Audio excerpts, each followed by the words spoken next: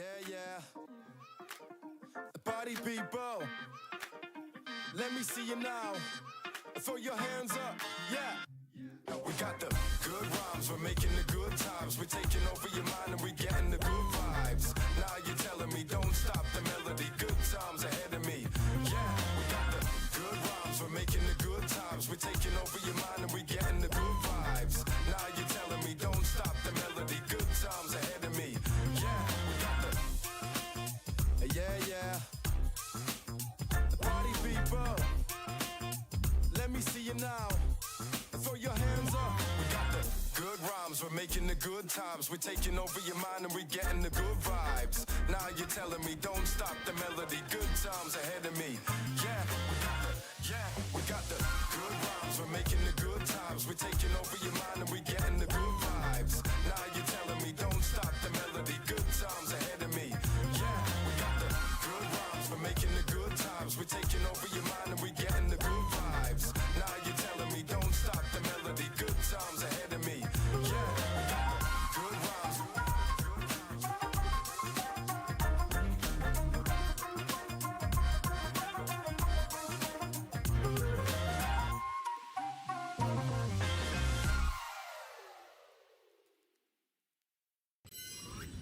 Hello, everyone, and welcome to today's stream. It is 8/26/2026. How are you? Good morning to live crew. Hello, everyone on Plan B. Oh, God. I walked 3 miles this morning with my neighbor and my sister, and I feel so good. It feels good. Feels good to be alive. I've been back on my workout grind. I've been taking care of myself. I've been doing my skincare, eating right. Feels good, feel good. Okay, a couple of things. Number one, we're starting this new case.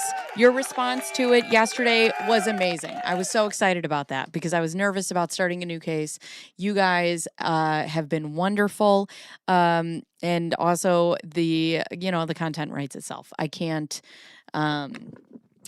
make this shit up. Number one. Number two, it is the 26th, which means we have 2 days to find out if Laura Owens is taking the plea deal or if Maricopa County is just going to let her do whatever she feels like fucking doing again.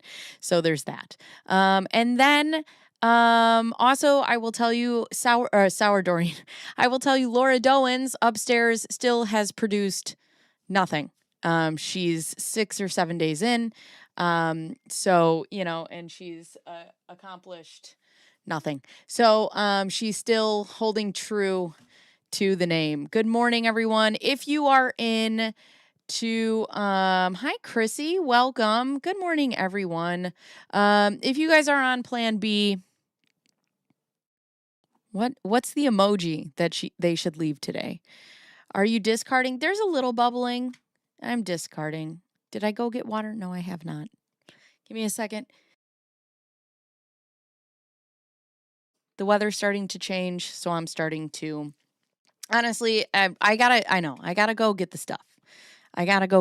Just give me a minute. Anyways, okay, so yesterday we were covering the Trevor Bauer case with Darcy Esemonu, and we've gotten to the point where we watched a fucking hour and a half of her on the phone with the police telling them her entire life story. So we did that. Then we started in her interview. We read some of the police documents in the police report, and then we started her interview, and she got into this diatribe.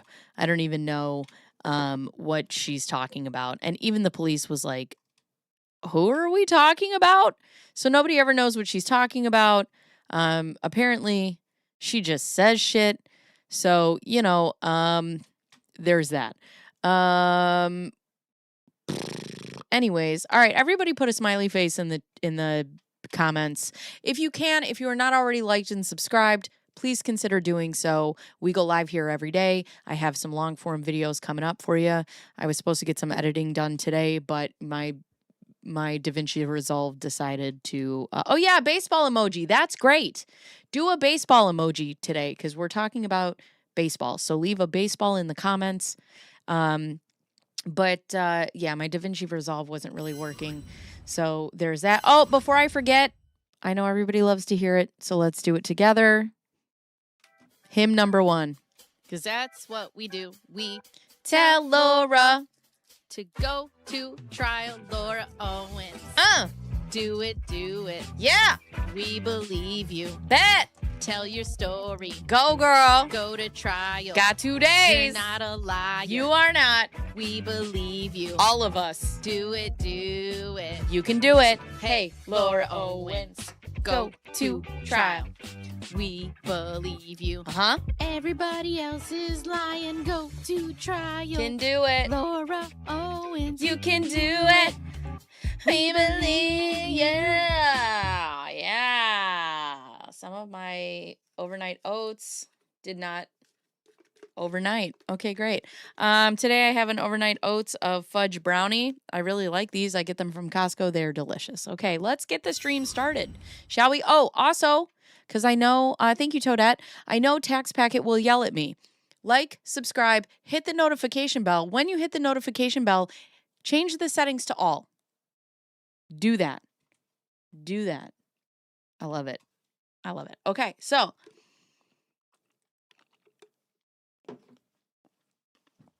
this is everything that she says. Okay, so she's talking to the police. She's telling him a story. She finally gets done. Thank you, Paw Print. And the police are like, who are we talking about? Trevor, the person I brought up. Oh, okay. Trevor Bauer. Okay. And so, and then... What's the next thing that happened after the incident or that evening? Went upstairs, talked, he kissed me, and then went to bed. And then in the morning, I left, and we still talked here and there on Instagram messaging. And then I haven't brought myself back to see like every single to look at the messages. I just have other people look at it because I couldn't go back there.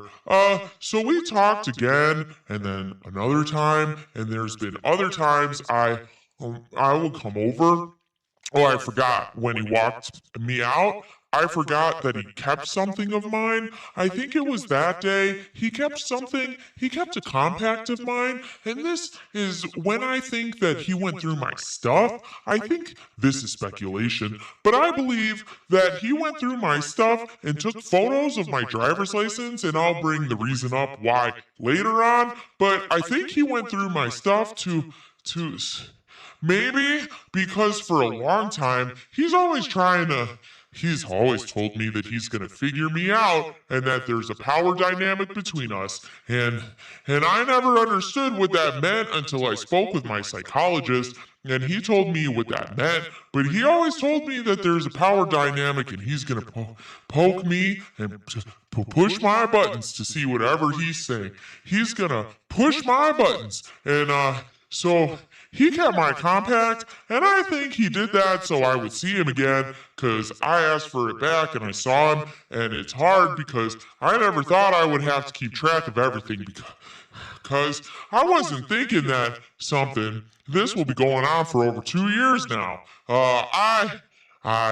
There was another time where I came over and I was like, upstairs, and this is where I spent the night, and he was downstairs working, and I remember him coming upstairs, and before he was saying that he was going to take me with him to his facility to work out, and then he said that he did say that, and then we were at his upstairs balcony, and we were just looking at the moon, and I was talking to him about like my day, and like I just go to the park and climb trees. So he was asking me about that, and so as we're talking, and then we stopped and we're just staring at the moon because he knows I like everything about astrophysics. And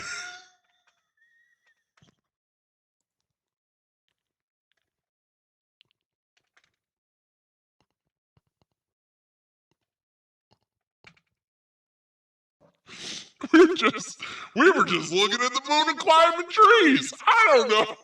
How does this get worse? How does it keep getting worse? God.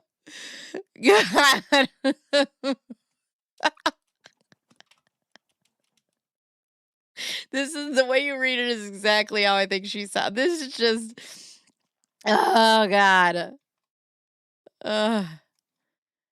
Good Lord. Good Lord. It's just one stream of consciousness. So we went from climbing trees to astrophysics. And as we're taking in the scenery, he wraps his left arm around my neck, and I had my head lying on his chest, and he starts to choke me, and I'm tapping him and telling him like, Trevor, stop! And he just kept going, and his arm was getting tighter, and so I just like gripped my arms, and my arms parted, like my hands to try to get space, and I cannot tell you what happened after that. I don't remember. And then I just remember after what the next thing I remember was ready to tell him like, hey, all right, it's time for us to go, and over time, like in our conversations, he would talk to me about like how normally or he normally speaks to women for about 2 weeks max, and then it's over because they start thinking that the relationship is more than what it is, or they go crazy or they have to go crazy on him, or he just loses interest in them because he's not stimulated enough, like mentally or something. And when he first told me that, I was like, okay, like, what does that have to do with me?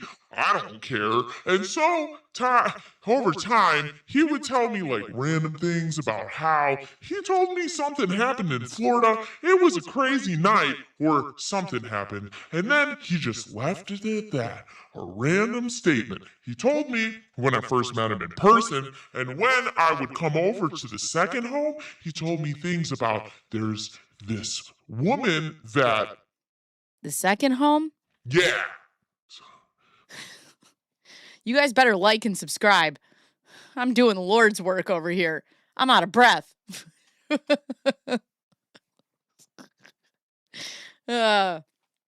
Everybody better go under this video and smash that thumbs up.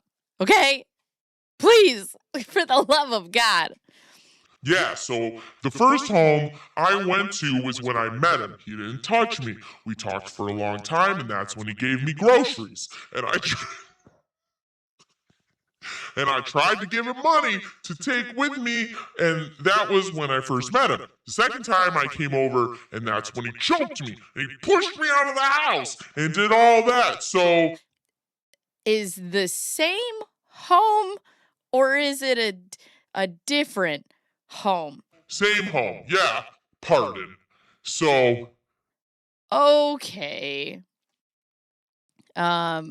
I like the hat. Sorry I'm late. Plan B at 2 times, which is weird in demon voice. Hot, but weird. Oh.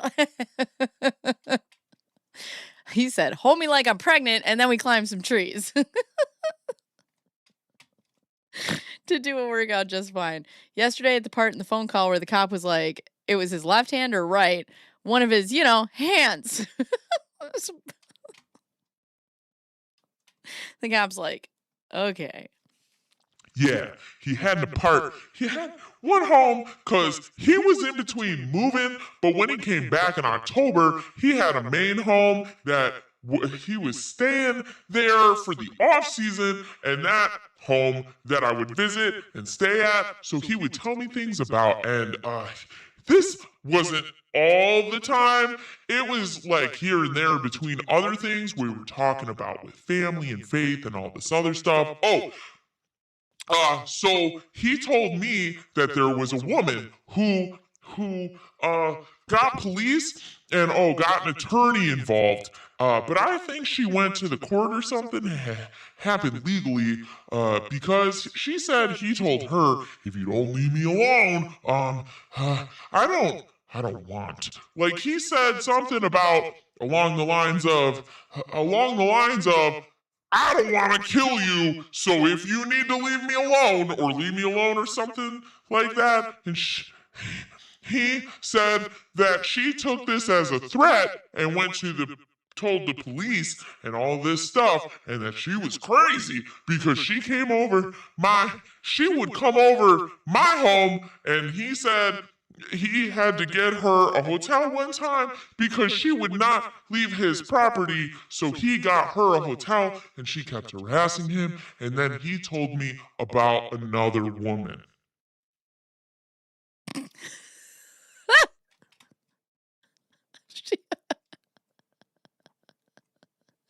So about 20 weeks along. We'll wait for 20 weeks for sure. I think we need a sound. A clang. We have a clang for every time she mentions I can't even talk. She's ruining my brain. Can you imagine if she takes the stand? Oh my God. It's going to be amazing. We're watching this for sure. For sure. It's like Barry White.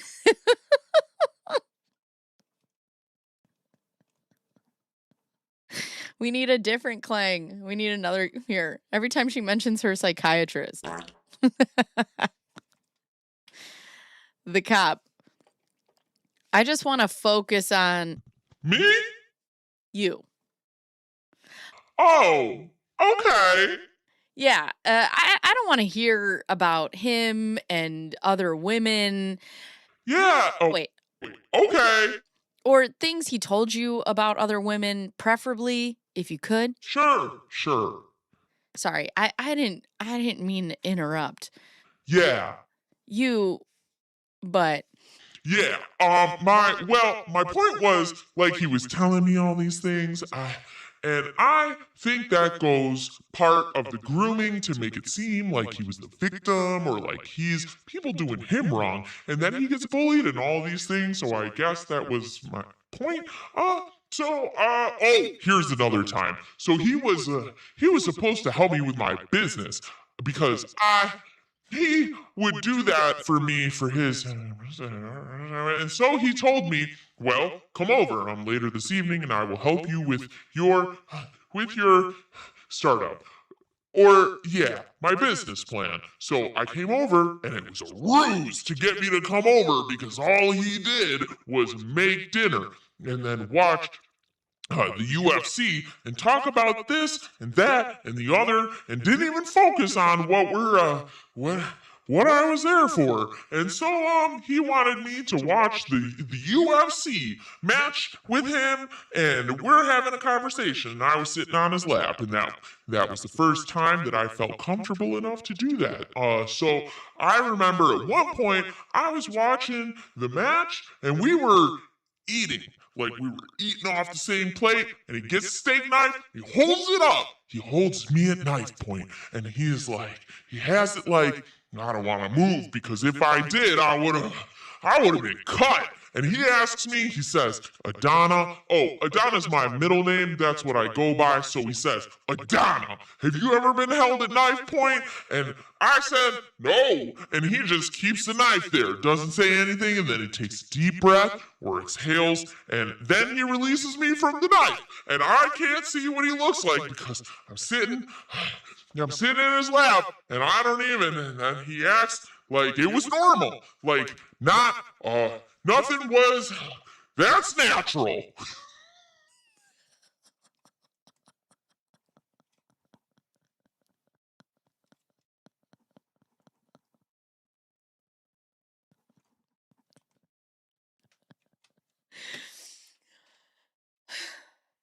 what is she on about?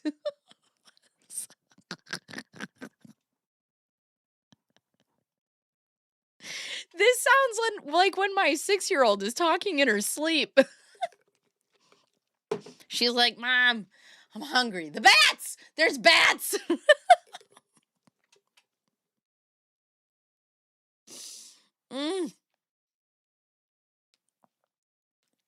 The way the journey. Oh my God.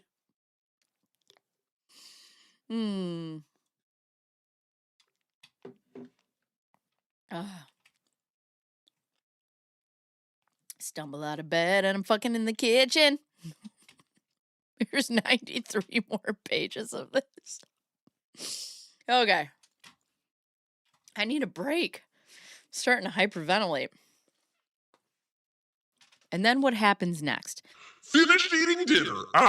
I got up and I sat at the chair to the left of him, so we were sitting at the head of the table. And I got up, I walked around, and I sat to the left of the dinner table and just finished eating.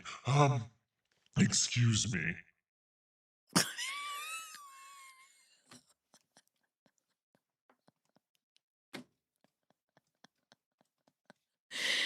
And what came of that incident? Did you call the police? Did you tell a friend? Did you? Hi, Steve-O. Oh, they'll be talking for hours, CM. Hours. You know what, CM? I've never been so grateful for somebody to drop something in my inbox.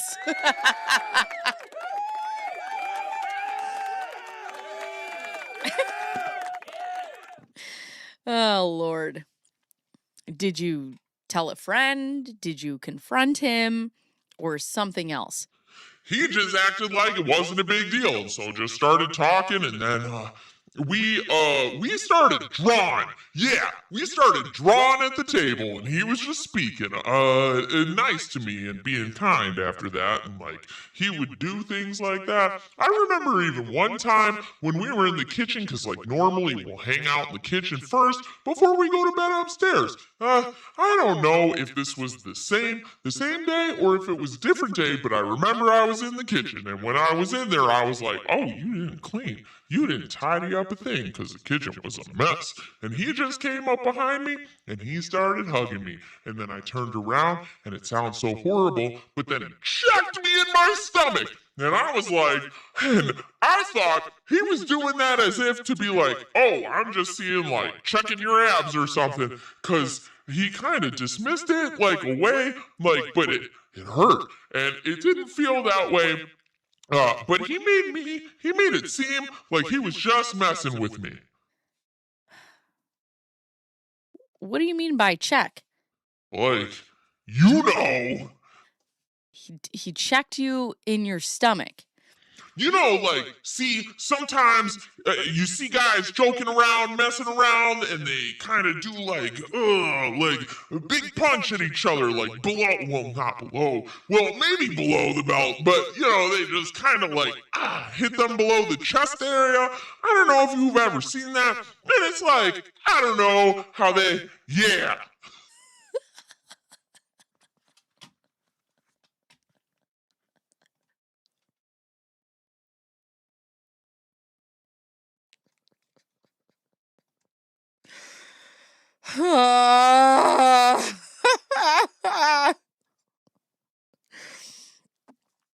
Oh, ma'am, these are yes or no questions. Oh, God. So you're saying he did that to you? Yeah, and it hurt. But he made it seem like he was just doing it to see my abs or something. Like, oh, you're strong, and but it didn't feel good. What did you say to him? The way my reaction. I don't know if I said ouch, but I kind of like reacted, and then he just his response was like, oh, you're strong. But it didn't, in the moment, it didn't seem like he was trying to play around with me, so. The detective's just like, I've been here for 40 minutes. I don't know what she said. Please say she has a lawyer and parents. What?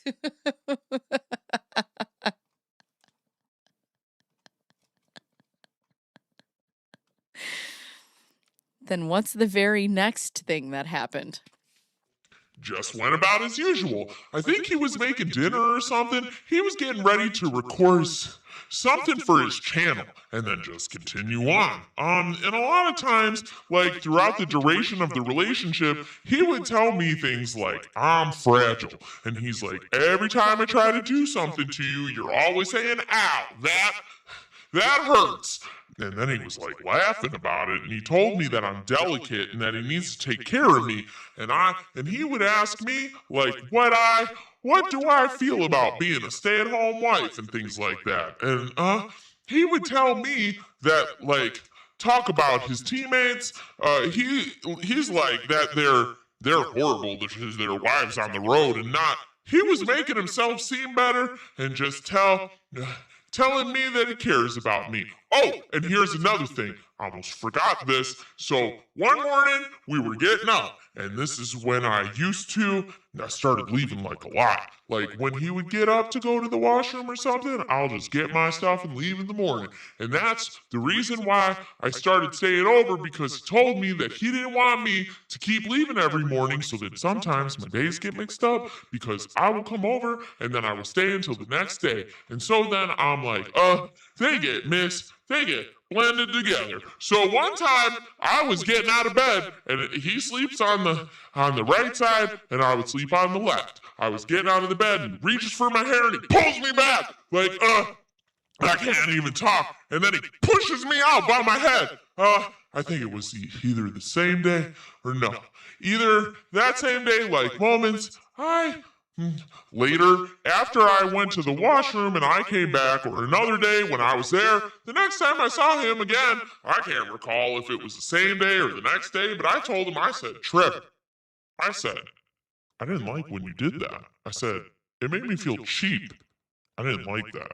And then I think he said sorry to me, but I know he grabbed me and he kissed me and like rubbed my back and he said he was sorry but I told him I didn't like that crap because I don't want my hair being pulled and being pushed out of the bed. That's cheap. And he said he wouldn't do it. And one time in the middle of the night, I remember he woke me up. Could have been like 3 or 4 o'clock in the morning, because we would stay up all night talking. And then we would kiss, and that's all we would do. Like we acted like we were high schoolers and just kissed for hours and talked for hours. And so by the time we went to bed, it had to be like 3 or I think 3. So maybe it was like about 4. He woke me up in the middle of the night and said, Donna. And I kind of just moved like to look at him, even though it's pitch dark. To let me know I was awake, he told me that I would never, he said, I can't. Wait, he goes, I would. I promise. I will never hurt you, but I can't promise that I won't emotionally hurt you. And I just said, I don't even think I said anything. I just I don't know if I asked. What does that mean? I just remember, I don't know, but it was an unusual and random. And when we're talking a lot, I do remember that he messaged me and told me that he has 3 rules. I think the 3 rules, maybe it was 4, but he told me that he has rules for us to date. And he said that the rule was there's going to be no social media about our relationship. And I was like, who does this guy think he is? Because there's times when we went out one time to get water because we didn't have any water in the house. And he was like, oh, are we going public? And I was like, I just laughed it off because I thought that was ridiculous. And he said that the rule for us to date was no social media, and I didn't care. The second he was going to he sleeps with other people, and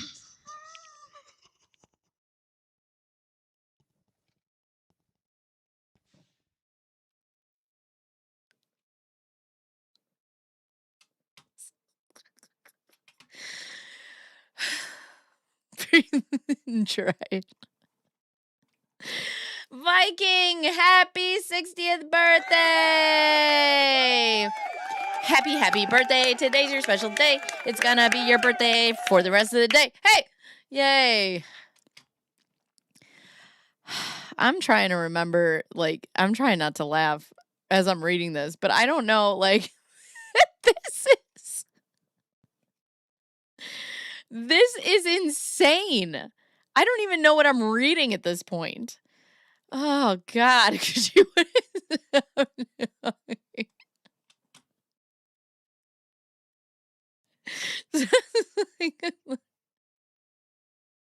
See, what happened was... Oh, God.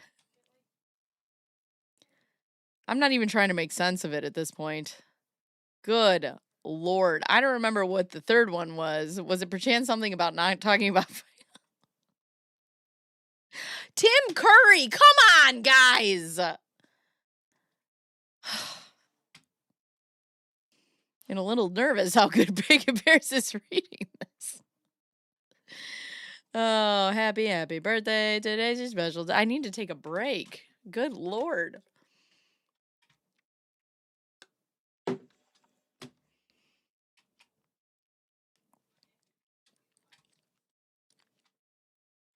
Okay. I'm going back in.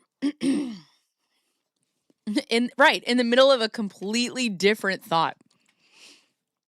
And the third, I don't remember what the third one was, but he kept trying to tell me I have to agree to those terms, and I was against it because we're going back and forth on messages, and I was against it because I thought that doesn't apply to me. I don't care what you're gonna do, but he said so. That's when it took it that he wanted to date me if he's saying that he have to have rules in our relationship. I just thought they were weird. So there was a time when, like, over time he started telling me that he was gonna end things with his agent, which is his friend Rachel, and another woman that lives in Texas, and he started telling me that I rejected him, and I'm gonna go around and tell everybody how I rejected Trevor Bauer. And I told him, like, I don't understand what he means by that. I think I do now. But then he started telling me, like, you know what? You reached out to me. And I said, all I did was I was going through social media laughing and remarking to people's funny memes and posts. And I said, LOL to his. And it turned into a direct message, and he messaged me, and I said, I don't remember what I was even laughing about, and that's how we started talking. But he felt he had a need to tell me, so sit me down and tell me that I reached out to him, and that I'm the one that did. I did it, but I rejected him, and I didn't understand what was going on with that. And so, I think that it was the same night where another incident happened, so we went to go train or record at his facility, and I went home to do my thing, and, like, I've been there all day. Oh, let me back up. There was an incident before that, so I wasn't feeling well at all, and I asked him if he had any Tylenol or something, and he gave me a Tylenol. It was a blue pill, and I could not wake up until maybe 5 p.m. And when he was done working downstairs, he came upstairs and he woke me up, and I was drowsy. I realized he gave me a Tylenol PM. Following days, when I was in the washroom, I saw his bag, and that's what it was. I opened the pill thing, and it was blue, but I think it was blue or it was white. It was small, but I wasn't feeling well when he woke me up. And I told him, I said, I need water. So when I tried to get out of the bed, he starts what I do is grappling move, where he unlocks me. So I was sitting on the bed, and he was lying down, and he puts both his legs around me and starts pulling me, and I told myself, I need to get out of this room. I need water. And I'm begging. Like, I'm nonstop. I told him, I felt like I was going to pass out. I was not feeling well, and he's laughing about it, thinking it's funny. So eventually I stopped pleading for him to release me, and I thought if I stopped going on and on about how I needed to get out of the bed and stop fighting him, he would eventually let me go. And he did. So when I just gave up, he took a moment, and then he let me go and thought it was funny, and I went downstairs and got water. So anyway, going forward in December, I came back over to the house, and I was just like, any other time I've been there. And so we're going to bed, and for quite some time, he likes to sleep naked, but he didn't do that around me. I think it makes sense now. He told me he was following my lead because I wasn't sleeping with him or anything like that. I was taking my time. So I think that So think I that night maybe that was the second time sleeping naked. I never did, but I think that night he did sleep nudie. And I started to talk to him about the comments he was making from earlier downstairs, like about me rejecting him, and that I'm the one who reached out to him, and that I'm gonna, like, he just seemed I wanted we would talk about anything and everything, like nothing was taboo to talk about between us. So I asked him, I said, Trevor, I said, let me ask you a question. I said, why is it that you never, like, came on to me, like, super aggressive? And he's tried, but not in the aggressive sense, like pulling in my clothes or something. But I was wondering, because I wanted to strike up a dialogue about it. And he said, do you want me to? And I was like, I said, I don't know. And he took that as for his own selfish reasons, as a way to sit up straight quickly. He pulls me, all right. All right.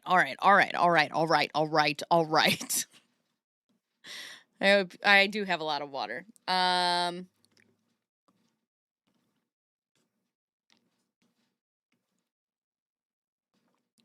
Season 1.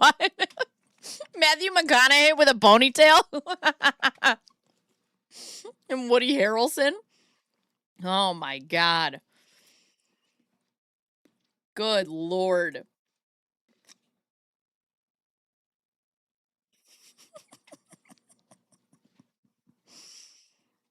I need the DMs.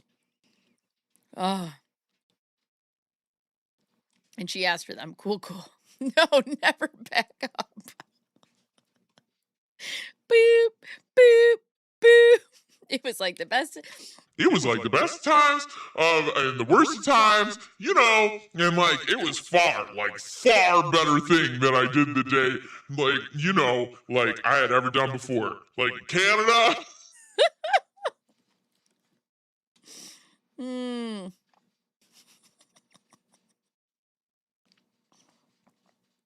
Oh my God.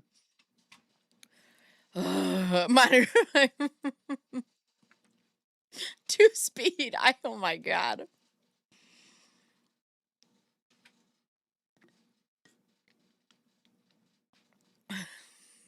All right. This is pretty graphic, and I know that we have some people in our chat. So I'm not going to read this in the voice. I'll get back to the voice, but she does get into pretty graphic stuff, and I just don't. For people who have actually experienced assault, I don't want to make light of that. So he pulls me up. He starts pulling my shirt off, taking my bra off, pulled my panties off, and he just pulls my legs down. And this is going to get pretty graphic, but he starts going down on me like oral sex, shoving his hands in my vagina, and I'm like, I didn't want that. And so in the moment, I'm thinking like squeezing my legs together, and he's pushing my legs open. That was me without trying to reject him verbally, but letting him know, first of all, this is uncomfortable. I didn't say I wanted to do this, and he's hurting me. And then when he's pushing my legs open, I thought, okay, well, maybe I might like it. And then I stopped, and I'm like, I don't. And so when he got up and he tried to penetrate me without a condom, I was like, no way. And I told him, I used the excuse of him to get off me so I can sit up. I told him, I said, Trevor, we need a condom. And he was like, not trying to stop and get it, but I was trying to fight for my legs to be closed and pushing him back. And I said, you need to get a condom. Like, I'm not doing this. And so he gets off the bed and he goes looking for a condom. And I sit myself up, and I'm kind of on my back. I just had the pillows behind me, but my legs were together. And I was like, well, now I'm going to tell him, I'm not ready for this. And when I told him I'm not ready, he comes back with that, and he's sitting there trying to get the condom open. And I told him I'm not ready for this. And I said, I can't do this. And I'm not even wet. Like, I'm not ready for this. And he just says, I can fix that. He rips when I said he rips my legs open and pushes my legs open and starts spitting on me and shoving his hands in me. And it was horrible. Spitting on you where? On my vagina, and then he starts ramming his hands inside of me. I wasn't, oh my gosh. And then he just gets in the bed and he's pretty strong. He starts pulling me, and then he penetrates me with his penis and just starts acting crazy. And he puts his left, he puts his, oh my gosh, I think it was his right hand, but he starts choking me and I'm fighting to get him to stop choking me. And he told me about this before, that he likes to be choked out, and I'm not trying to talk about other women, but he told me he likes to be choked out and he's done it to another woman, and and some other things he told me. And I was never with that program. And we talked about it because he brought it up now. He brought it up and I said no. And he started telling me, like, oh, this is what you do to this person and this is what it feels like and all these different things. And so when he started doing that, I'm like, oh my gosh, he's trying to choke me out. But everything, it felt like it was happening so fast, but in slow motion. So I'm trying to get him to stop and he doesn't care. And he's just like taking privilege of my body and doing what he wants. And I just feel like I'm going in and going out. And it was so embarrassing. I can't tell you like how I got him to stop, but when he did, he stopped. And then I remember telling him, I said, Trevor, stop. And I said, I can't do this. I'm not ready for this. And he goes, okay, well, you have to tell me. And I was like, I did. I was trying to tell him. I was trying to tell him when I was holding my legs, and I was trying to get him out of there, and he kept pulling them open. I told him on the side of the bed when he got the condom and he didn't care. And then I'm telling him again, and I thought that was going to be the end of it, but it wasn't. He acknowledges me and says, okay, well, you have to tell me. And I'm like, I did. So now that I think about it, I think he felt rejected and that I didn't want to comply with what he wanted. And so I remember him flipping me over and he was just slapping the crap out of me. I can't tell you what he was doing back there, but like all of my bottom, my hips, my legs, he flipped me on my stomach, and at the time, I had my hair in butterfly like braids, and he took my hair and just crossed them and mind you, I'm in the pillow and I'm screaming from all the pain I'm feeling, and I'm surprised the neighbors didn't hear what was going on and didn't call the police, because I was wailing and screaming and my head was in the pillow.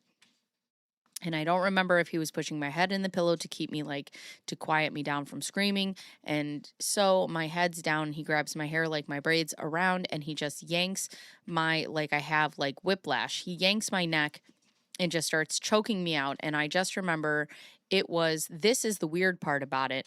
The room was black, like he keeps it jet black, but I could see. I felt like it was getting brighter, like it was closing in. And I mean, for a long time, I was making a lot of excuses, and I didn't want to call it rape because I was trying to say, like, who's this guy that I'd known that was there for me, so kind to me, shared so much, telling me that he's wanting to take care of me and all these different things, and sharing very intimate details about his life, his family, his financials, his business, where he's going to play next, like all these intimate things that we shared.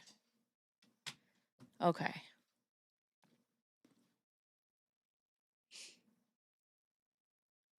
I have a heart rate monitor on my on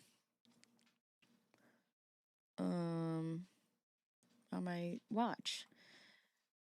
Oh boy. Can you imagine? No, I cannot. No, I cannot. Yeah, sparing every detail.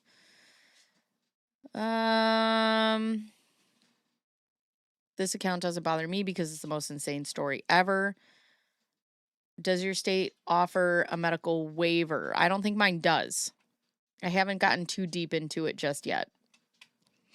I was making excuses for it because I didn't want it to be real. And I said, like, this is not going to happen to me again. Like, I can't have this. And I remember being on my back and, is this the same incident? Same incident. After, like, when he was choking me out, I remember them being on my back. I knew I was there, but I didn't. I felt like almost that we were starting from the beginning.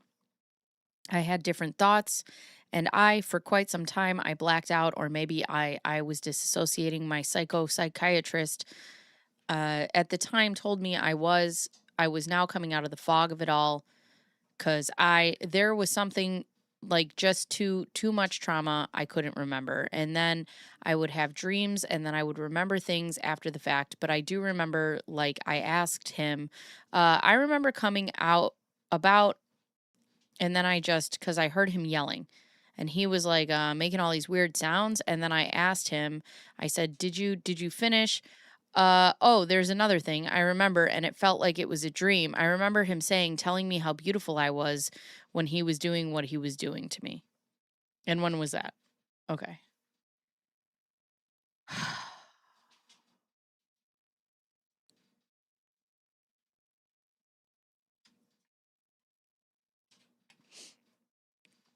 Having sex with me against my consent. I remember him throughout saying like, so beautiful, but when he was making all the noises, I said, did you finish? And he said, yeah. And I said, where's the condom? Because it was like I was missing a piece or something.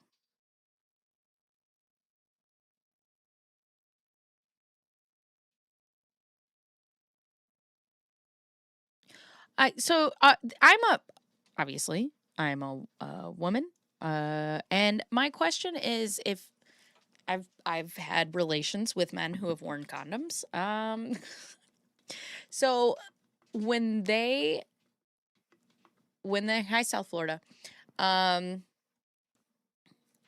When they finish, usually when a guy finishes and he has a condom on, he pulls out, right? I've never asked, like, where is the condom? Because usually you would just assume that it's on the other party, right?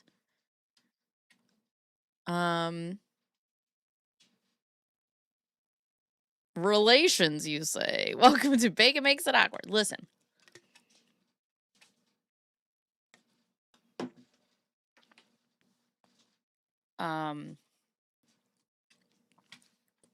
I'm just, why is she like looking at it? She's looking for it. I don't know. I try to avoid eye contact at all. I'm always like, Jesus Christ, it's looking directly at me. Are we safe?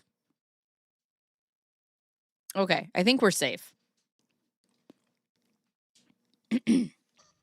Where's the condom? Because it was like I was missing a piece or something, and I said, because he told me that he did have it, and I said, well, where is it? Because I felt like, for one, he obviously doesn't care about himself if he doesn't want to wear a condom, and I said I just felt like he took the condom off, or he didn't have it at all. And I asked him to produce it, and he couldn't find it. And then he turned the lights on, and I'm just sitting there with my legs closed on the bed. No, yeah, I'm sitting there on the bed, and he went to turn the light on. I grabbed, no, pardon me, okay, yes. When he turned the lights on, I was sitting on the bed, and he couldn't find it, and he was looking for the, and like flipping the sheets and everything, and then he does this. He said, maybe it was inside of you. And he didn't even ask me if I should check myself or anything. He goes and just starts ramming oh my gosh, his nails were scratching. He was like ramming his fingers inside of me, and I was in so much pain, and I was gonna go to the bathroom, and I just like flipped to the left of the bed, and I just put my panties on real fast because I was embarrassed, and I just walked quickly to the washroom. And when I turned the light on, oh my gosh, my lower half of my body, I couldn't look at it. I had welts, my skin was broken. I wasn't dripping blood, but I could see blood, and I had welts. My skin was like raised red. It was from my backside, the side of my thigh, and my lower back. I don't know. I couldn't even look at myself in the mirror. I just went to sit down, and I'm like, please don't let there be any semen inside of me. And I sat down thinking I think I washed my, I washed my hands first, and then I like put my hands beside of me, and it hurt so bad to see if like the condom was in there, and like try to see if there was like semen inside of me, because I'm like, please don't let that be inside. And then I just stayed in the washroom for a while, and then I thought, well, I need to come out. So when I came out, I think I had I grabbed my shirt too, my tan, my top. I think I think that I put that on too, and when I went to the washroom, so when I came out, he was just sitting on the edge of the bed. naked. And he just looks, and he had this look in his eye. He looked disappointed, like he looked like he knows what he did was wrong. And I walked to the side of the bed, and I just looked at him just sitting there, like looking all miserable. And he said, I felt that I put you, I think he said, like, he put me, he shouldn't have, well, uh, he was getting like a lot of words out, and he was saying that he put me, I don't want to say he put me at risk. He said he put me in something. And he was saying like sorry for what he did for like, for this the situation he put me in. Like he was apologizing for the situation he put me in. And he was leaning this way and that way. And I was like, did you find the condom? And he was like, and he goes, I didn't. And I said, did you do that on purpose? And he said, no, I didn't do it on purpose. And I said, did you take it off when I wasn't aware? And he just sat and he just looked like he was miserable. But it could just have been a lie. So I need my lip balm.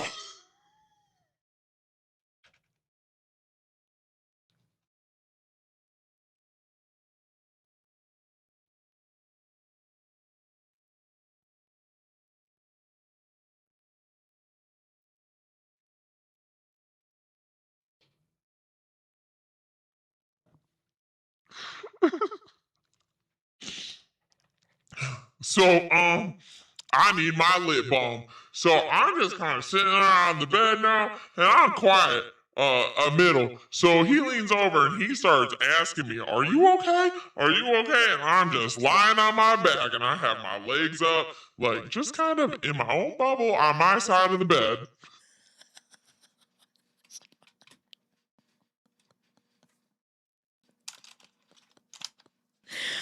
Whoa. What are we reading? What are we reading?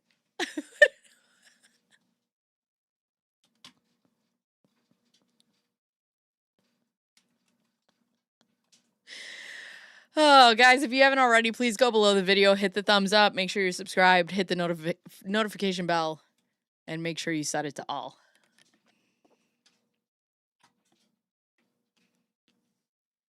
This is solid gold content right here. This is what gets us to 100K. Solid gold. Solid gold. Mm.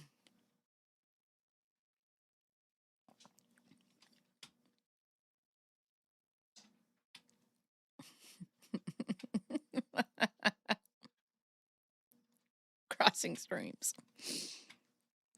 So you've come back from the restroom and you climbed back in the bed?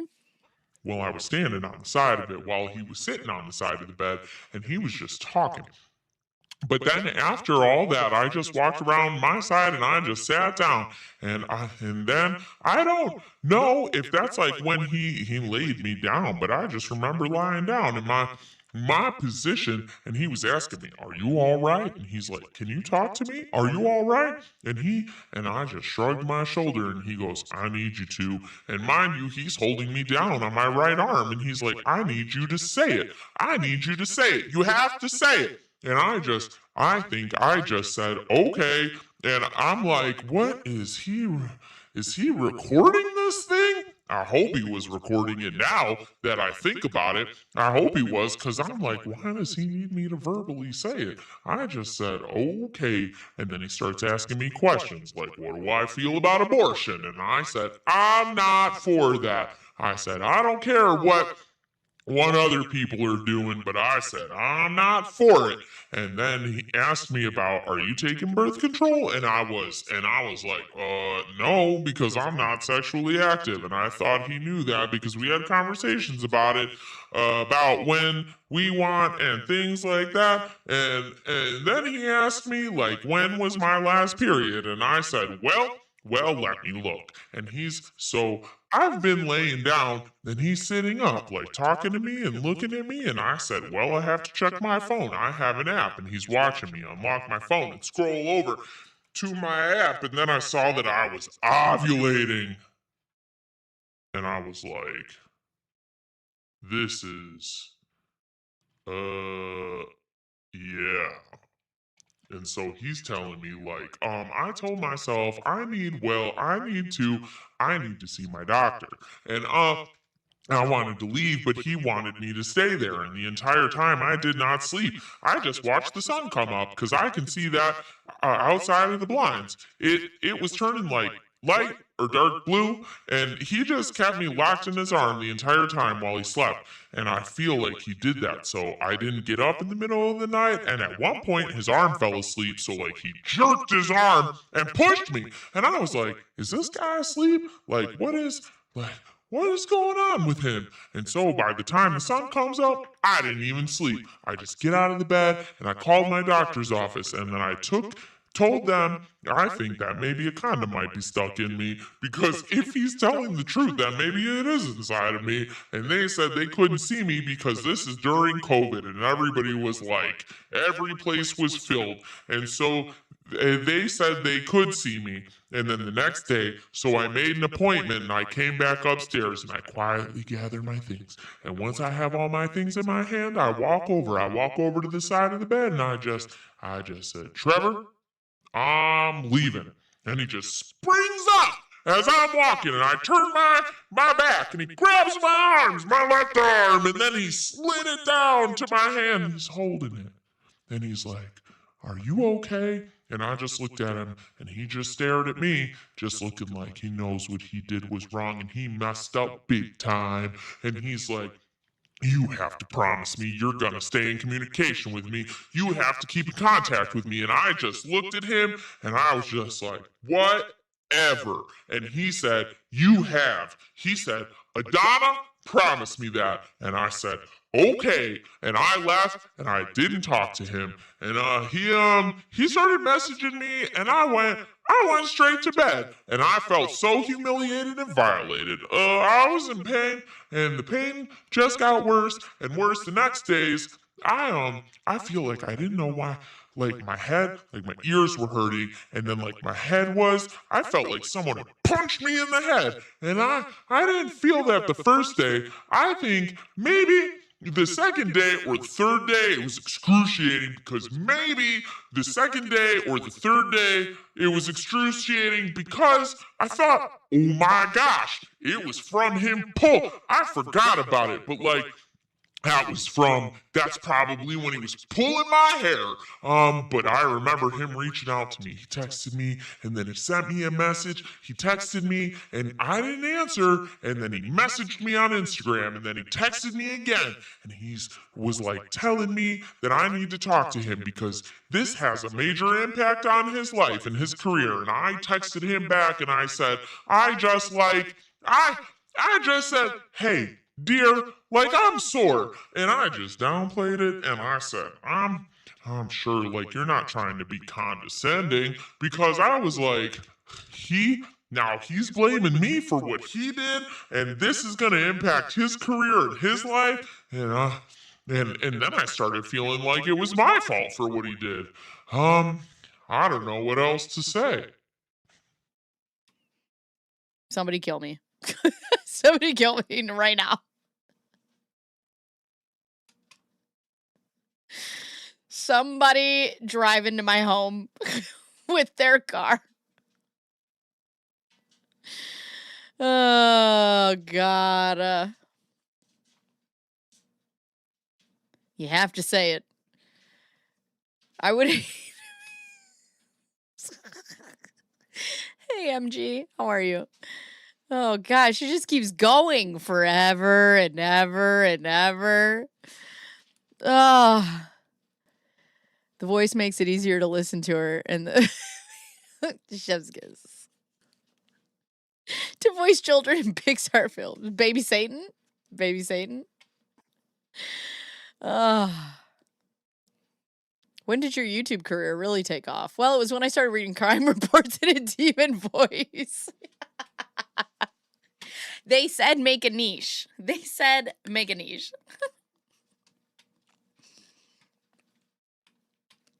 I know, and you can't see my ponytail.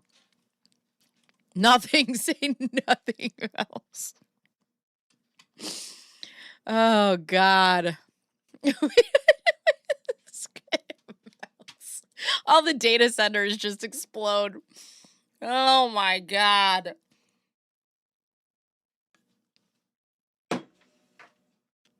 Ugh.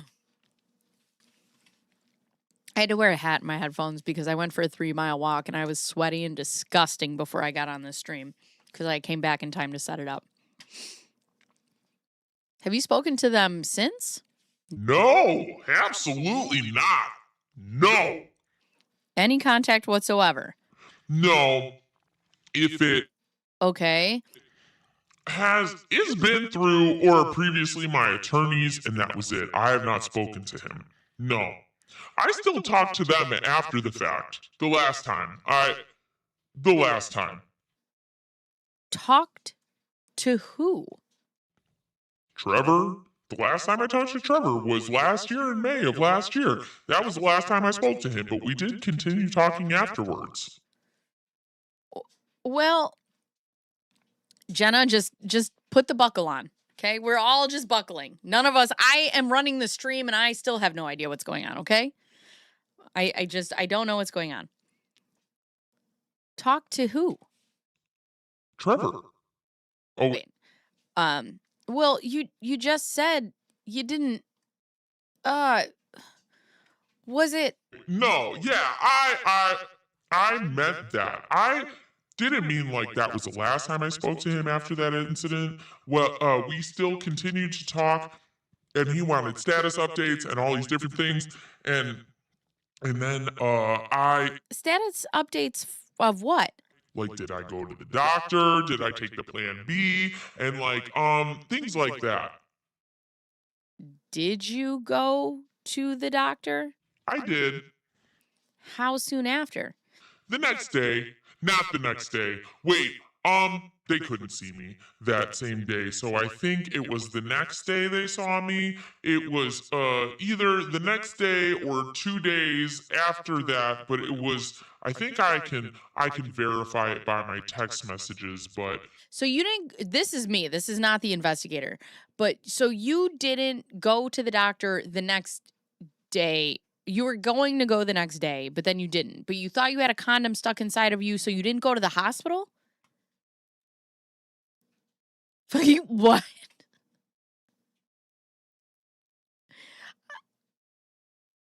You never went to the hospital?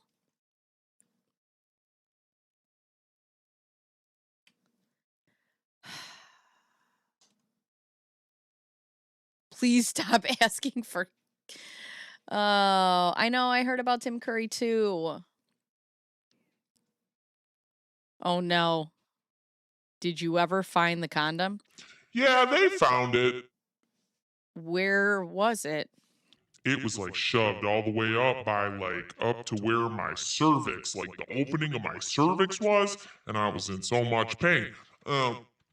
And I was shaking. It hurt so bad. And I thought the nurse was going to ask me because I wanted her to ask me what happened because I didn't want to just come out and say that I've been raped or anything like that because I didn't. I was kind of in denial. And this is by someone that thought I cared about me and our relationship. And I felt like she really let me down. And I was angry with her for like a long time because I wish she would have just asked me what happened. So When you say they found it, who found it?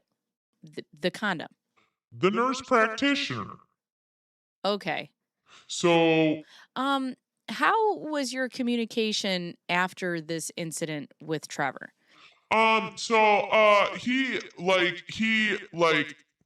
I said he was telling me that I need to talk to him and I need to answer him. And he's not trying to be annoying, but like, this is about his career and his life. And so I told him that, I did see my doctor. And then he was like telling me that I needed to take the morning after pill, excuse me. And that, like, Is she burping? What is she doing? And then he was like telling me that I needed to take the morning after pill. Excuse me. And then like the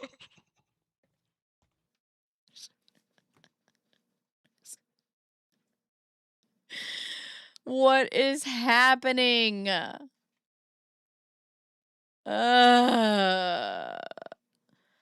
Dude.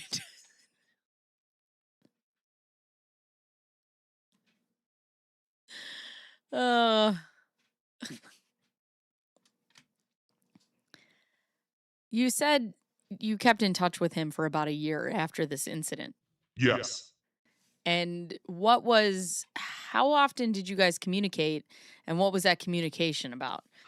Well, it was to make sure if I like did go to the doctor, and then just making sure I keep in contact with him, and then just about different things, but mainly that's all that he really cared about after just that. And then he started monitoring me to see, like, are you having symptoms? Like, you're not feeling well. Why aren't you feeling well? Are you pregnant? And I'm like, how can I know that I'm pregnant a week after of what just happened? And I didn't want to entertain it anymore. I wanted to.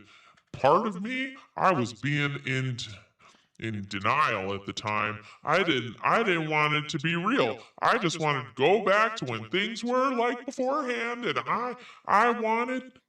And what does that mean? This officer, he doesn't get it. Stop asking questions. I wanted it to be like what happened? What happened to me? It wasn't what it was. It wasn't rape. I wanted it to be like, well, it was a bad experience that happened too soon. And then I started feeling like I wanted him to be the one to fix it. I wanted to move on from that. I started feeling like I have to be the one. After the things he would tell me, like, I need to just like, because he would tell me things that he doesn't like, negativity. Because there's been times if I said something that I disagreed with him on, and he would, like, you could see it in his eyes. He would just give me a look. And we've covered a lot. Great question.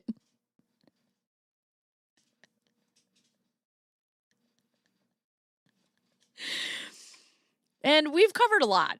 And I want to make sure that I understand everything completely.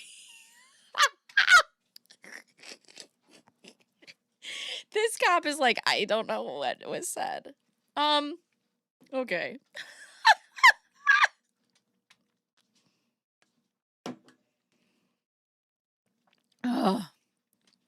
Good thing she's pretty. She doesn't seem bright. So around March of 2020, and I want to go all the way back to the beginning when you first began talking with him.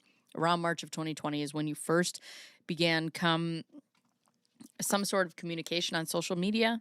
Is that accurate? Yes. And it was through which app? Which social media application? Instagram. Okay, is that the only way you guys communicated? In that time, yes. Okay. So you were speaking with him through Instagram, and then you said at some time period goes on where he's away for work, and then it wasn't until October of 2020 when you first met up with him in person? I think I met up with him before. I can verify it, because even though when he was still away, we were still having communication. Is that through Instagram? Through Instagram. Okay. Messages, but Then there was a moment where I think it was July. I didn't hear back from him, but I didn't think it was anything of a big deal. So maybe I saw him. Like I can verify it. I can verify it. I just right now I can't. You don't have to give me the exact dates or exact number of times. I'm just trying Okay. to understand the timeline of what's Sure. been going on with you guys. So you started talking in March of 2020, and around that time through social media on Instagram, you keep talking with him off and on, even though he's away. Uh-huh. And then at some point he comes back. Where did you guys meet the very first time you met in person? In Scottsdale. It was across the street from the W. There was like these apartments. Oh my God. Okay. Oh my God. She is capable of short answers. But for how long is the question? How's her Adobe subscription? Oh, good Lord. Cheese and rice. Okay. If you guys are enjoying, please go below the stream and hit the thumbs up. It helps.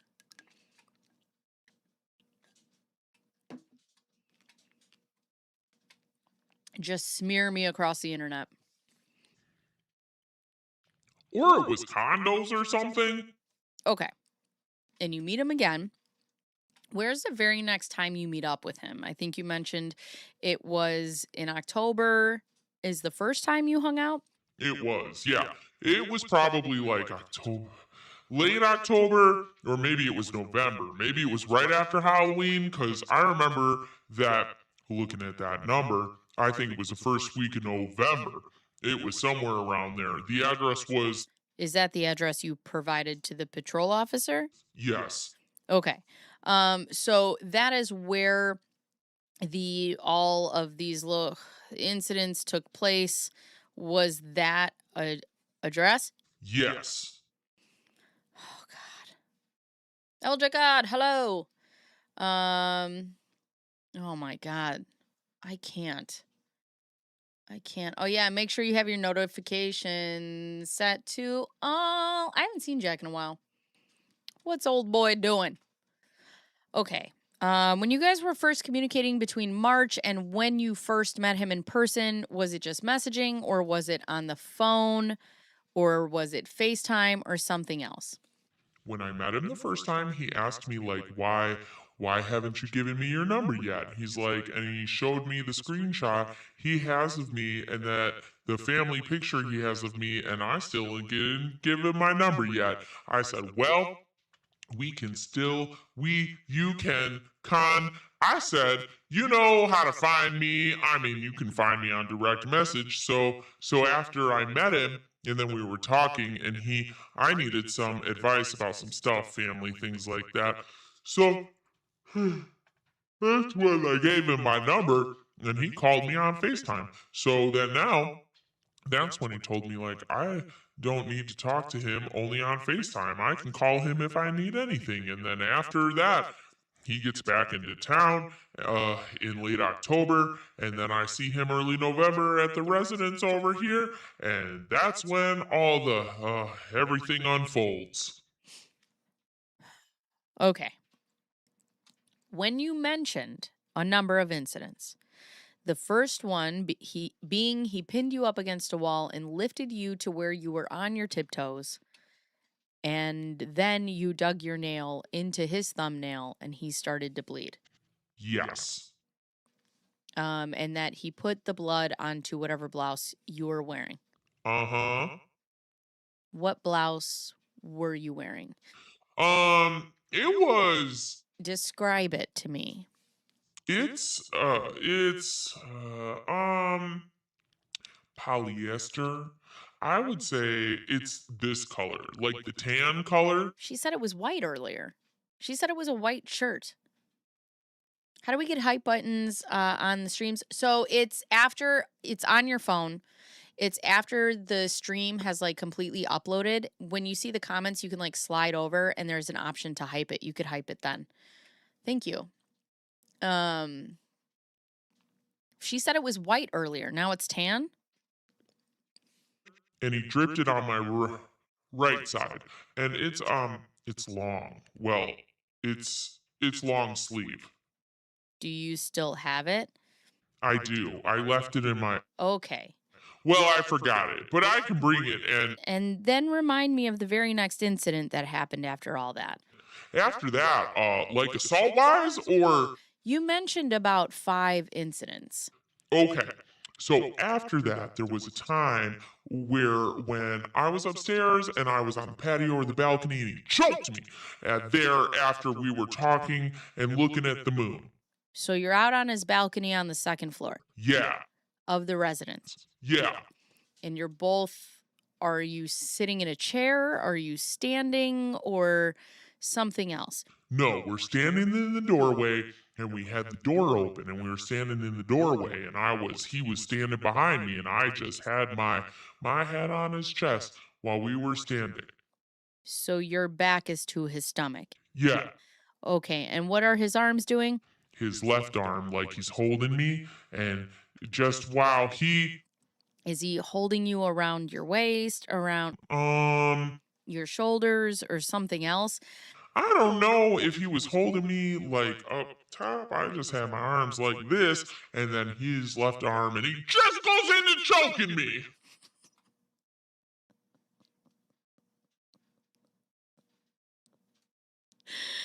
Oh, God. They were standing on their heads. Oh, God. It isn't ready for this content, JB. YouTube gods aren't ready for me yet.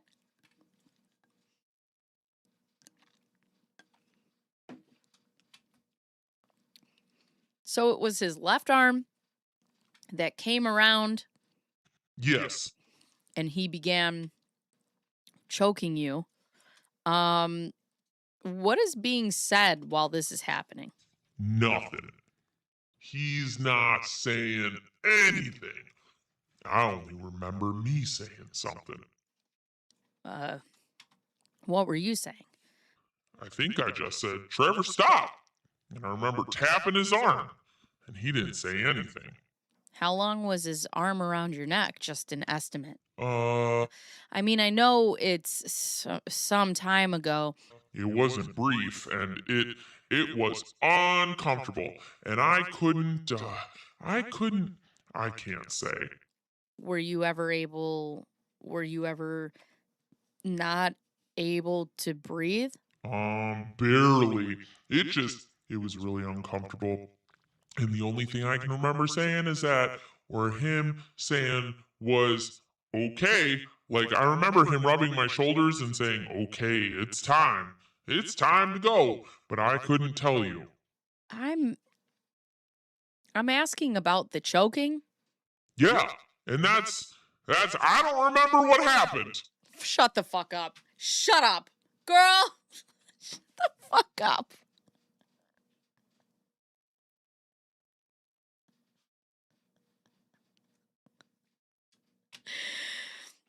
So is there joking or not? I have to tell you, I have not gotten this far. Use sourdough slinger starter recipe. It's the only one that has worked for me. And then I use Ben Star sourdough method for lazy people, no discards. Oh, okay. Thank you. Thank you. I just realized this is a conversation. Oh, good Lord. Let me see. All right. So you said it wasn't brief and he wasn't saying anything. No. But what were you saying? I just told him to stop, and then I just ended up tapping on his arm.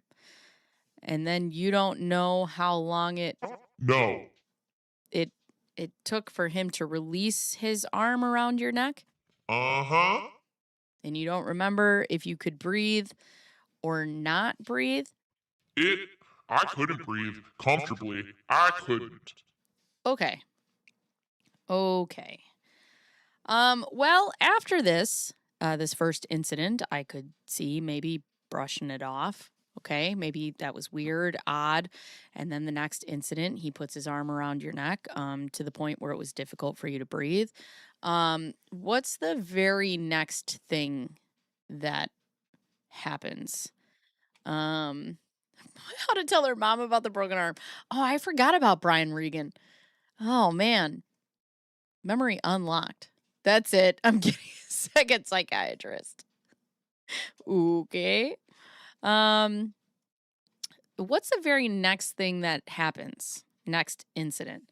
Pulling my hair when I was getting out of bed and pushing me. And then after that, and I kind of bounced around because I was just saying like there was so many times like different things that would happen. So pulling my hair after and pushing me out of the bed. That's the next one.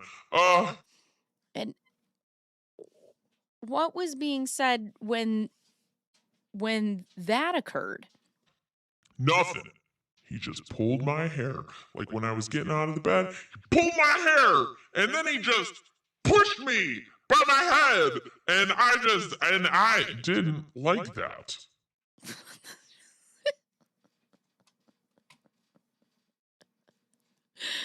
Tell me about his room.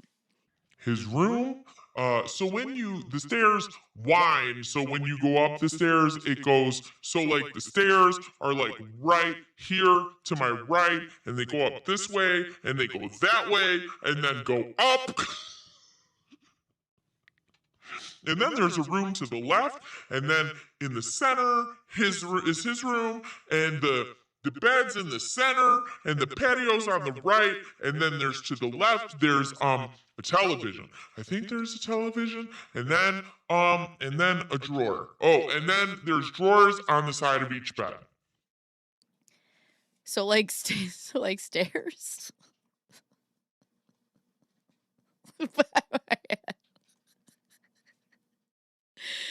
Oh God. What color were the sheets? White. White sheets? Uh-huh. Well, tell me more about the bed. It was comfortable, and Was there a bedspread? bedspread. Yeah, bedspread. Was there what did what did the bedspread look like? All white. I would say down. If it was a down comforter and then the sheets and he had 2 or 3 pillows. I think 2 pillows for each, 1 pillow for each side. Was there a headboard? Oh yeah, I think I would. I want to say there was a headboard. It was. I don't remember. I was gonna say brown, but maybe it's some kind of door.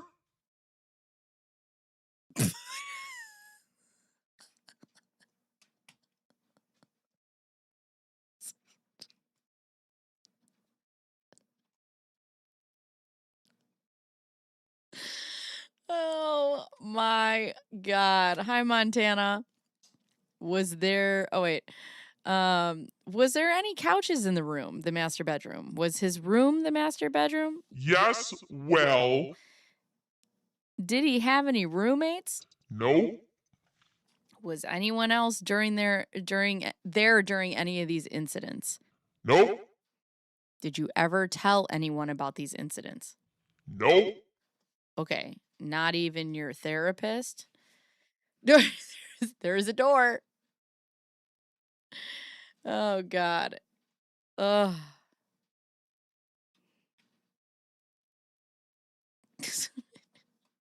It was comfortable. Hi, Suze. How are you? Oh, my God. So not even your therapist.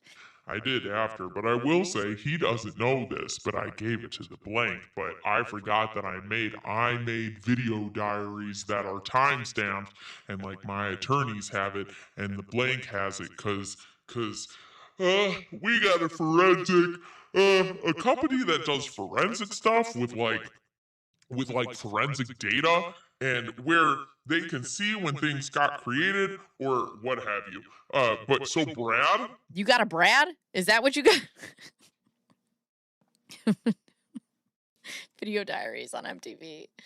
Oh, God. and where they can see where the things were created or what have you. But I would write. I forgot. I completely forgot that I did this, but I would write in my journal, in my phone as well, majority of my phone, things that was happening to me, and then I made video diaries and just stored it away. And I will tell you why I did that afterwards, but I want to get to that eventually. Okay? Okay. I want to be able to understand everything. Don't we all, sir? Don't we all? We all wish. We just want to understand everything.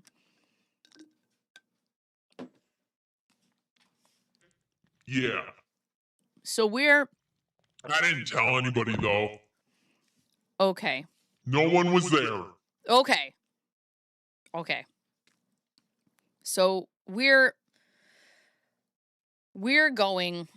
we just got past the incident where he pulled your hair and then pushes you out of the bed, and you were describing the room. Uh-huh. He's got white sheets. You think 2 or 3 pillows and unsure about the headboard. He has a TV. There's drawers on each side of the bed. And there's a patio or a balcony. Yes. No furniture on it. No furniture. And on the balcony. No, you can see the neighbor, like, oh, there's a big tree out there.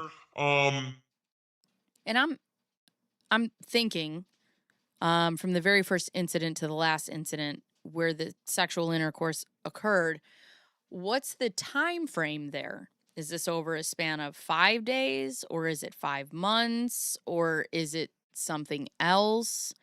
Maybe 2 months, and pardon me. And pardon me, is that from the first incident to the assault? Hi, Tony. Oh my God. Everybody like, subscribe, and ring the bell. I think this is why Lo gave so many little details, because this has to be exhausting. Right. The sexual assault, or maybe 2 months. Okay. So after the third incident, he pulls your hair back and pushes you out of bed. Uh-huh. What's the very next incident? The patio where, did I already tell you the patio one? I did that one. Yes.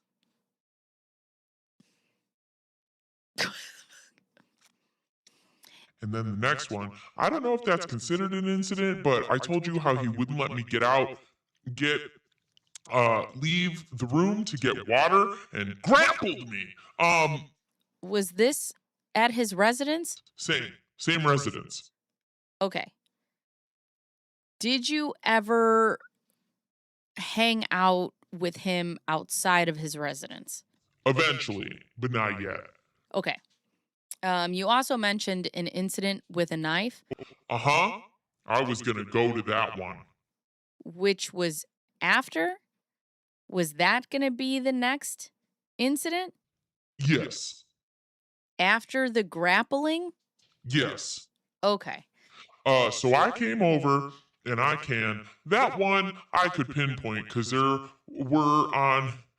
we were on the phone that day, and that's when he told me to come over. And that's when I sat on his lap watching I couldn't tell you who was playing or fighting, whatever it's called. Well, that's when he held the knife to me with his right hand, and he just held it up to me, and I just didn't move.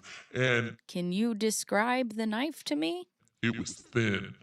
It wasn't like a very proper steak knife, but it was very jagged. And I think it could have been black or really dark brown for the handle. Yeah. And skinny, and yeah. I just jagged, and it was sharp. Hi, troublemaker. There was grappling.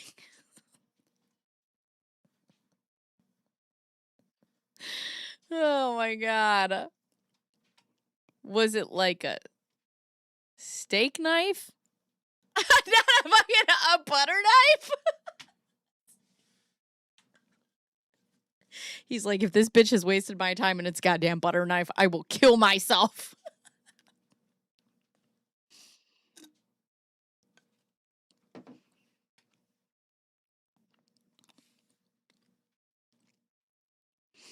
No. Oh. No, it definitely Or a steak knife. Definitely. a hunting knife or something. Definitely a steak knife. I've seen a hunting knife. Now I can know, but it's definitely was a steak knife. Okay. Did he ever make contact with your skin with the knife? Yes. Okay. Walk me. No. Why would you say this? Why would you say this? Was it a cheese spreader? It was a spoon. Walk me through that. What was being said? So I was sitting on his lap, and then we were watching the game, and we were talking. Oh, we were talking about Twitter, and he was talking about how he always tried to comment on a match, but his tweets never made it to like the ESPN thing or some pop-up that they do with celebrities. And then we stopped talking and we're watching the match, and he's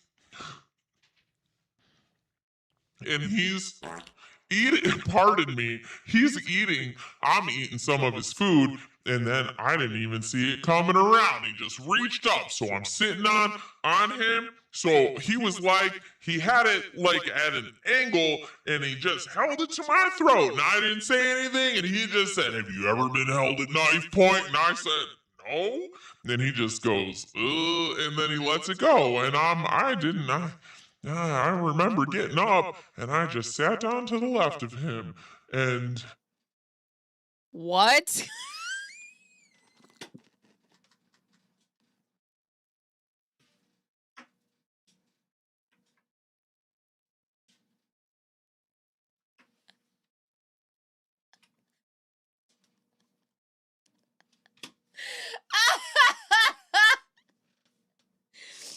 What?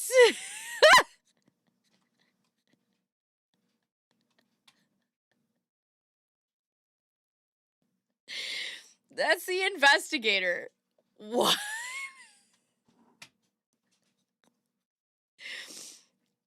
Oh my god.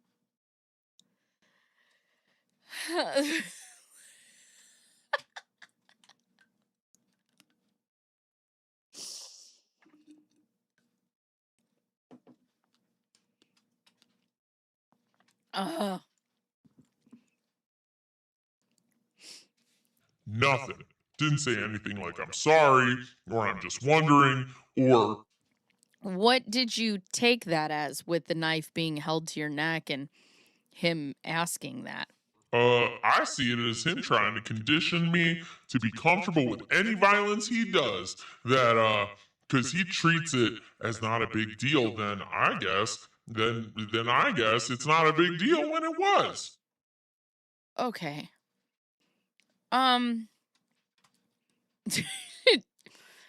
Did you tell anyone about that? Nope. Was this in the morning time, the lunchtime, the nighttime, Evening. or something else? It was the evening. Evening? Uh-huh. And what happened after this incident? Did you still remain at the house? I did. Oh, I did. You guys can hear my voice. Okay. And what would be your reason for that? Because I knew him before. He wasn't a stranger to me, and I didn't take time to process it and say, like, what was the meaning? Was it. Sometimes he says stuff or he does things, and it's like, I don't know. And there's no right or wrong answer. I'm just. Yeah.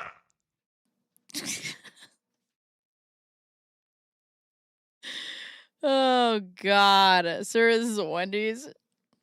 He had sheets in a door.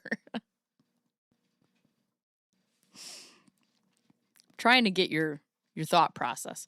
I understand. I just Okay. never saw, but at times when I was away from him, then I could think. But when I was in contact with him, I was like, it's a little harder because just to say it straight and just give these accounts without there being the background, it doesn't really make too much sense. Because I could tell someone that this person did XYZ to me, and they'll say, what the heck? But if you give the background and the relationship, then it's like, oh, okay, I see, like. Sure. Yeah.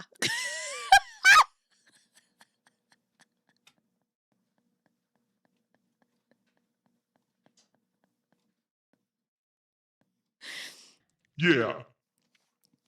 And then there was the very the A bug's crawling.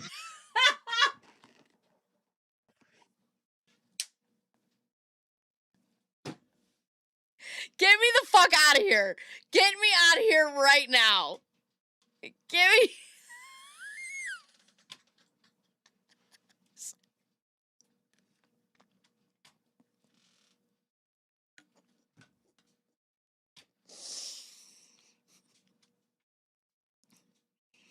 Question mark.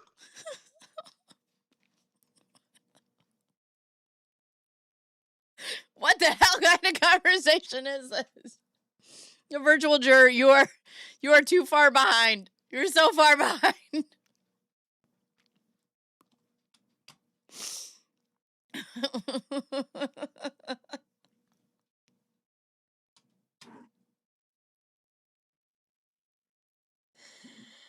I can't. Oh my God. That's fine. Then there's this sexual intercourse incident. Around when did this occur, time frame wise? I know that it was past midnight. It had to have been maybe 2 a.m. at 3 o'clock. And have you ever been intimate with him before? Kissing. Before this incident? Kissing only. Okay. And what about anything other than kissing? Never. But that would involve the like private parts or anything like that? Never. Okay. This lady.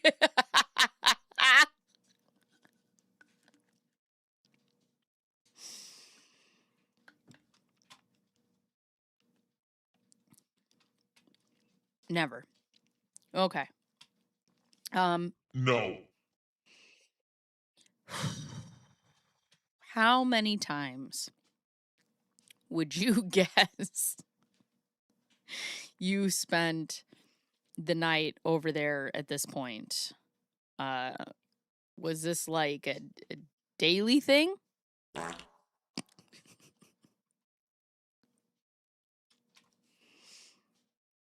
Or was it once a week? Twice a week? Something else? It was here and there. I'm gonna say 5 times, 6. So this would be roughly the 5th time or every night you had spent over there, something like this would happen or something.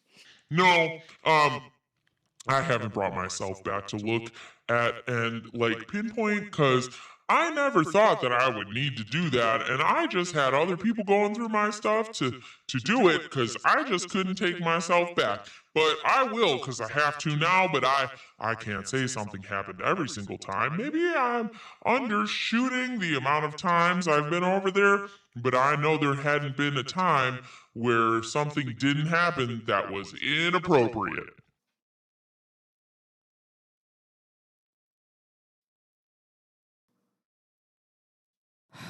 I don't even know what that sentence just fucking said.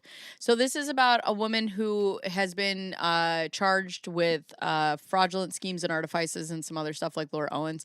And this account is about a baseball player named Trevor Bauer. Just when I thought I had it, right? You don't. You don't. Okay. So go to the last incident. And please fill in. No! No! And please fill in more blanks if I'm missing something. You're in bed with him. You're both wearing clothes. Which time? This last incident where the sexual intercourse occurred. I don't think he was wearing clothes. No, he wasn't wearing clothes.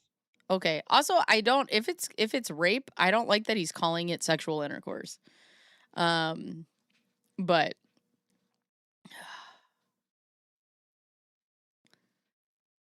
okay.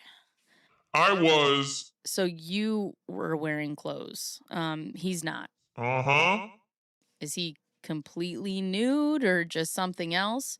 He's nude because I remember he told me, I remember this was the second time he was naked because one time when I came over, he was like, listen, I'm going to finally sleep naked, okay? And I'm not coming out to park your car because I'm naked. And I said, okay. So that's how I remember. So this was the second time. Yeah. And he started to get comfortable over time until I. Okay. What were you wearing during this incident?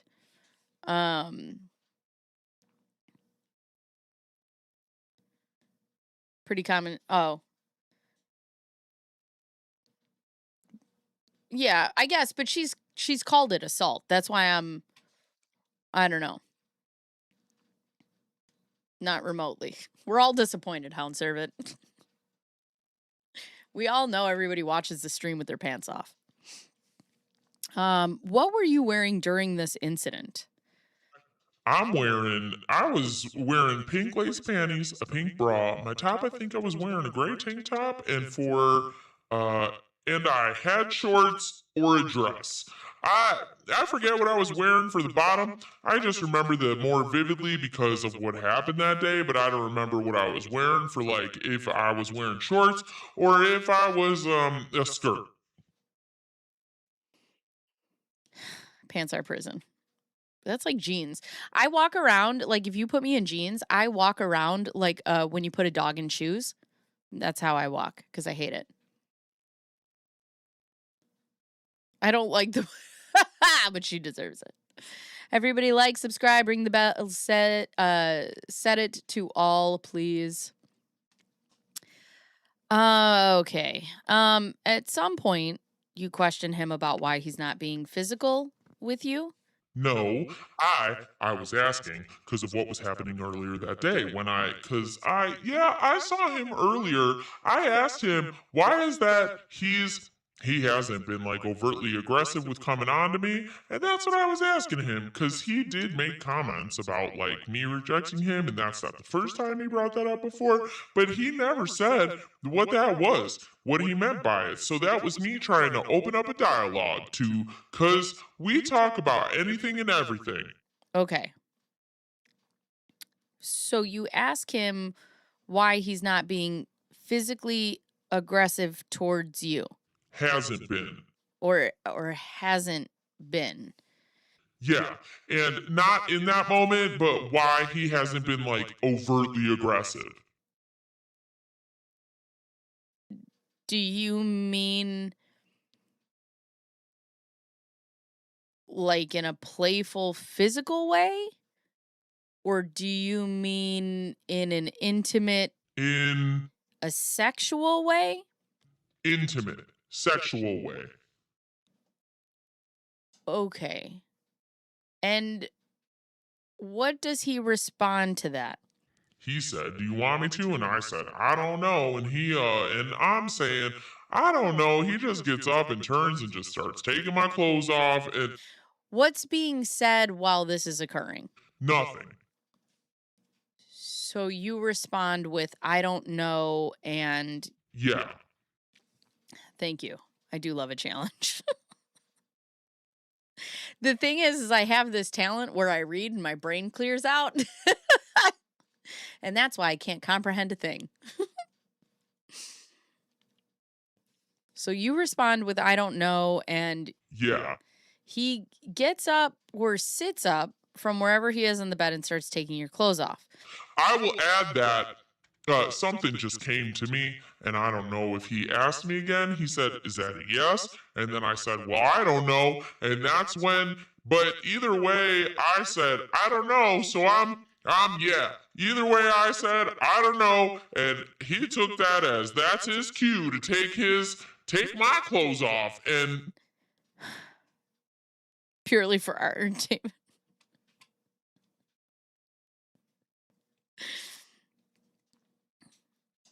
You don't even know what's coming next. I don't. This is new to me. I only got to page 52 of this, so we're all in this together. Did he rip any of your clothing when he took it off? no, Do you still have any of that clothing yes, from that night? And have you worn it since then? my bra, yes. My bottoms, I don't know if I still have them, but I don't believe I wore them. I know I washed them. And my top, I don't know if it's still there or if I donated it already. Well, I can read like out loud. I have no reading comprehension skills. Like when I read, my brain just goes clear. It's for the talent of YouTube, honestly. I was built for this.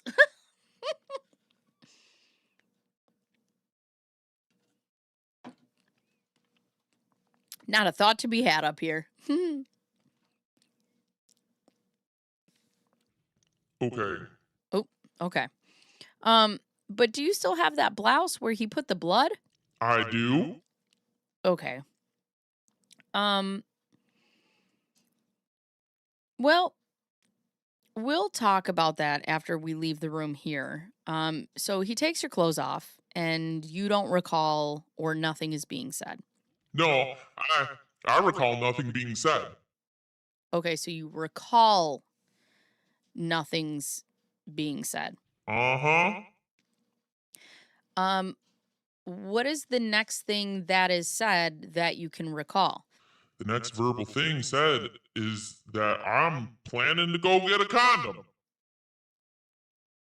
That's not what happened at all. That's not what happened at all. You told him, I can't do this. You have to go get a condom. It wasn't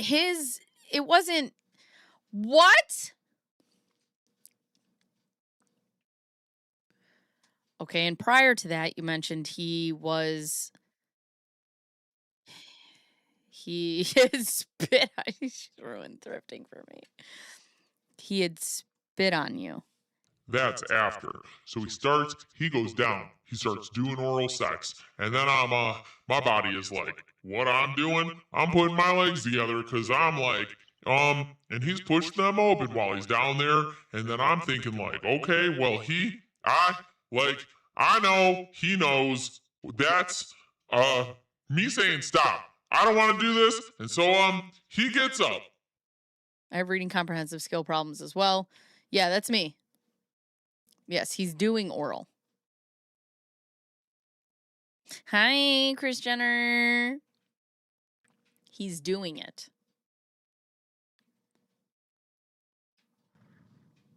Why would he know that? Because I'm pushing his like clothes, trying to close my legs, and then like closing up shop. It was uncomfortable.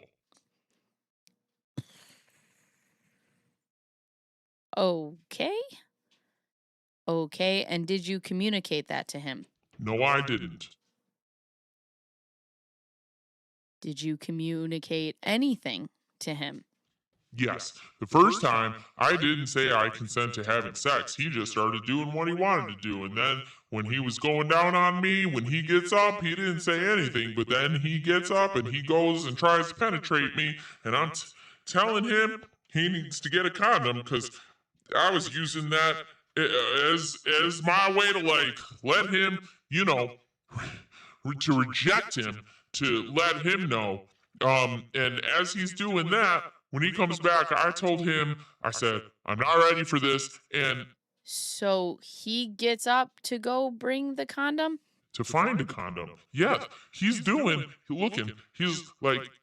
he's doing like looking for something, and I'm sitting up and like, okay, I'm gonna tell him. And I told him, I said, I'm not ready for this. And he's not acknowledging me for what I'm saying. He's just still fiddling with the condom, and he didn't care. And so then I'd say like, I'm not even wet, like, or I'm not even. No, I said, I'm not even ready. And yeah.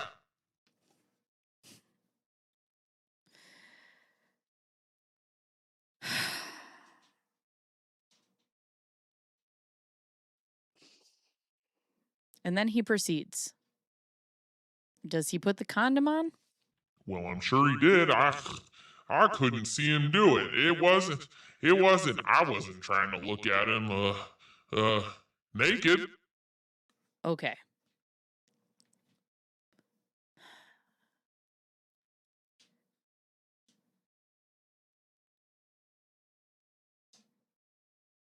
Yeah, I don't know anything about him so far. I know that all of this is a lie. That's all I know. We might know someone who can confirm. But when I was telling him that, he goes, well, I can fix that. And he just rips my legs open and spits on me and just starts shoving his hands inside me. So. And what point did he penetrate you with his penis? Or put his penis inside of your vagina?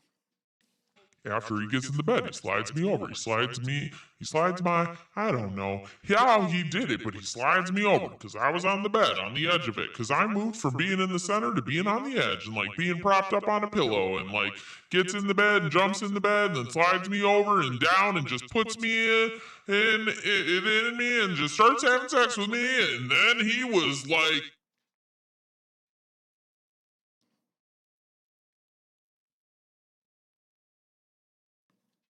what is being said at this point? nothing.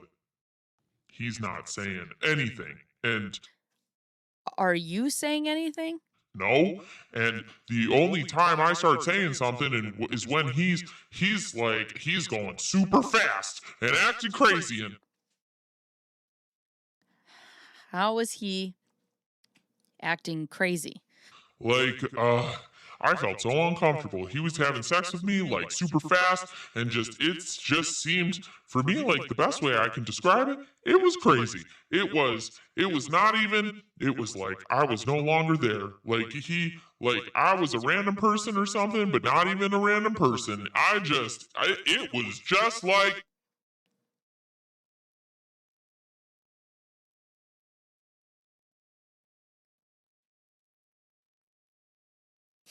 Lord, you said it was crazy. I'm just trying to understand. yeah. What was crazy about it? The behavior, like what he was doing, the behavior. What?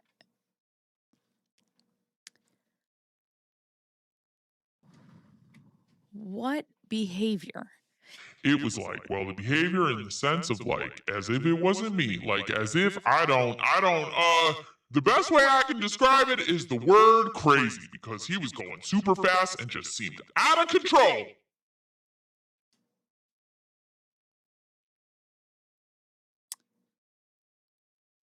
Okay. I don't know if I can't go further with that. He was going super fast and it seemed out of control.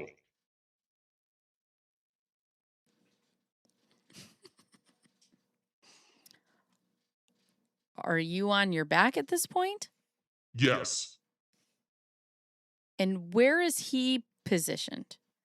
He's on his knees or Is he also yeah. on the bed? Yes, he's on the bed. And we're in the center of the bed, and I don't know how it happened. It happened so fast, but he started to choke me, and I don't.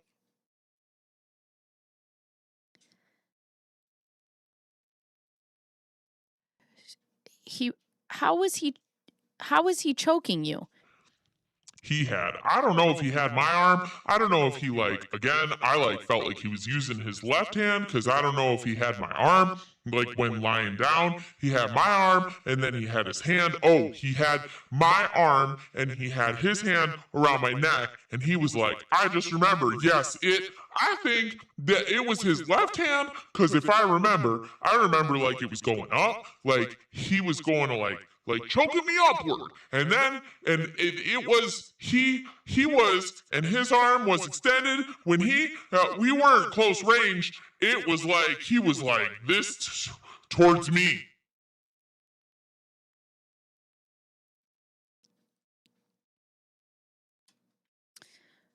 So he has one hand on your neck and the other hand on your arm?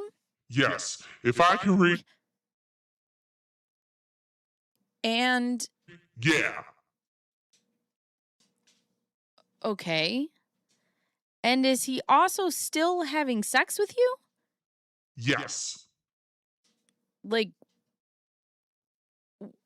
while this is still happening? Yes. Okay. And he's not saying anything. And when he started to choke me, it wasn't just like he was gonna ease into it or something. Again, it was very crazy manic. Like I couldn't even like process what was going on. Like while this was happening, so he just goes in and starts choking me, like choking me upward. And oh my gosh, I was freaking out. And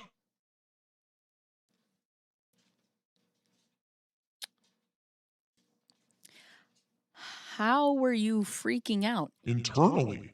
Like I wasn't wailing or anything. I couldn't. I had my right hand free, but I grabbed like when he was doing that, I was holding on to his wrist, and I was trying to like ease up so I could breathe or something. It was, and I was like telling like Trevor, stop. And I said, Trevor, I can't do this. I can't, and just please stop. And then he just immediately stops. And I'm still lying there, and he's still standing on it.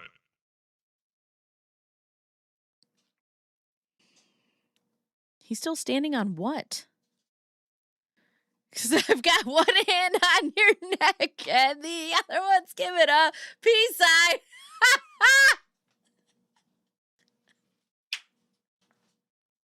Megan, shut the fuck up right now.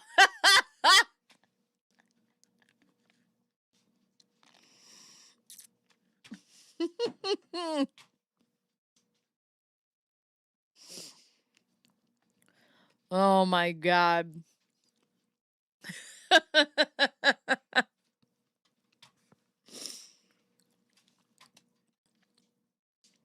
So he stops when you tell Yes. him to stop? Completely. Okay. And I told him, I said, I can't do this. I said, I'm not ready for this. I can't do this. And he goes, okay, but you have to tell me. You have to tell me. And I was like, I was telling you. And I thought that was the end of it, but it wasn't. He just went back into it. And this time, Went back into what?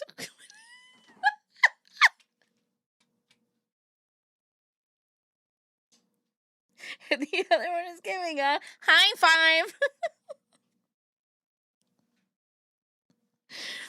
I just love this. You're seeing the detective in real time. Just be like, what are we talking about? Everybody like, subscribe, ring the bell. You can ring my bell, ring my bell, ring-a-ling-a-ling. That is the comment of the day. Went back into what? Having sex with me. It's hard to say like how it was. It was like for a long time, like parts are missing. He just flips me over on my stomach, and I just remember he starts having sex with me again, and I remember. And you're on your stomach? Yes. Okay. Okay. I know, thanks. Okay. And I remember he starts slapping the crap out of me, and I was screaming.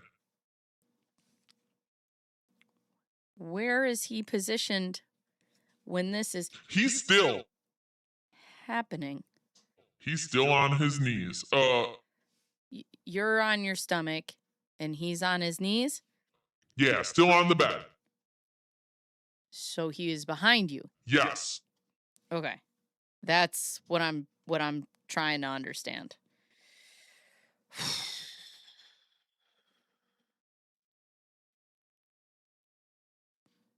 Yeah, she's throwing everything in there.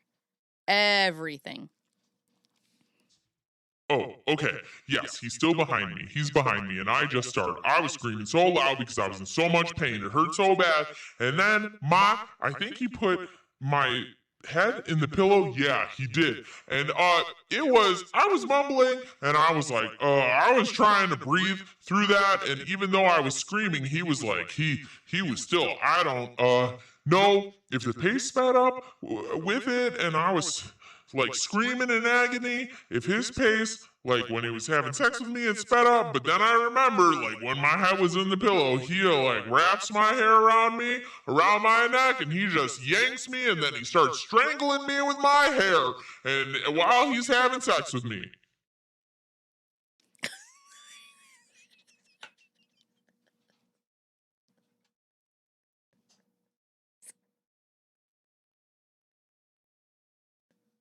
So anyways, I just started blasting.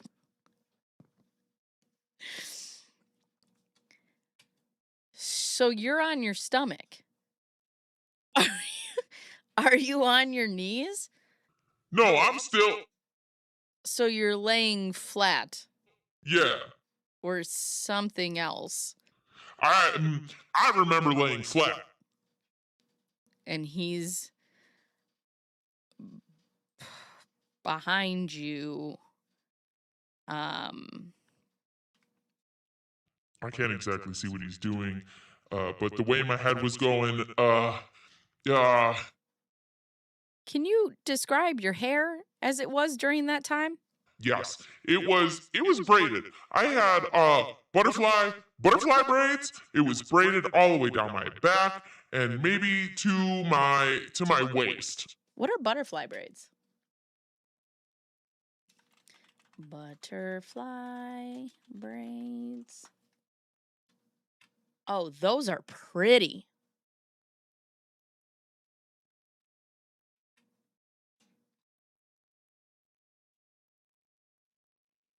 So these are butterfly braids. And like this. Those are beautiful.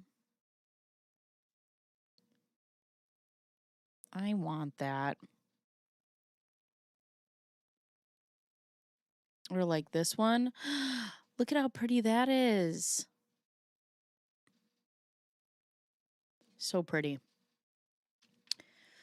Side quest.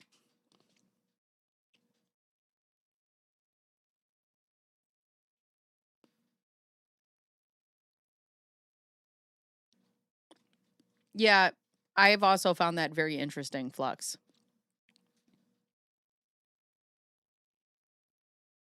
That takes work and money. Yeah, it's beautiful though. Hi, Minnie. Yeah, they are beautiful.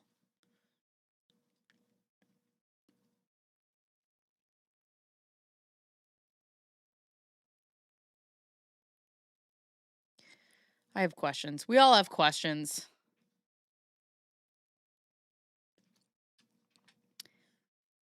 And what did he do with your hair?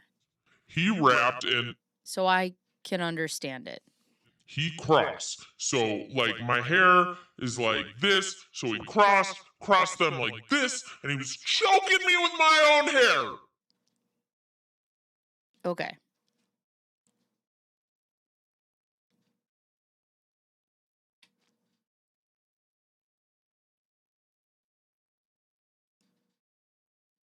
Oh, that's a good question. If any of the braids came out. That is a good question. Wellness check. I think I'm okay. I think I'm all right. I don't know. What is time? What is time? Oh, good Lord.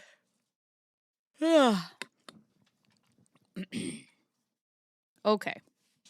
It was like heaven. It was like literally a rope because they were in two thick braids, and I have a photo at the time. It was like maybe a few days before that incident where my hair. I took a photo because I was in a room and I took a photo of myself and my hair was in braids. Okay, so are you able to talk when he's doing this with your hair, choking you? No, Are you able I'm not. to breathe? No, and it's hard to think about that because like in the moment I'm just trying to it's like my body's taking over. Okay. I'm not thinking about I'm not actually thinking, can I breathe? It's like my body went into the response, and I just remember that I went from screaming, like wailing. Now I'm being choked out. The lights are off, but now it's like it's like my peripherals are coming into, like I can't see the lights. And then I remember being on my back, and he's. Is this after he was choking you with your hair? Oh, God. Hold on. Chat just sped up on me. So, right.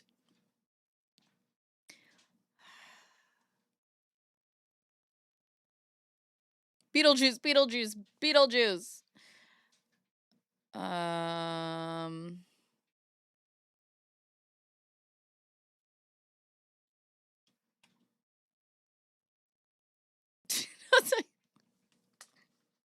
Peripherals. Oh my God. Okay. Ooh. Safely on. Right.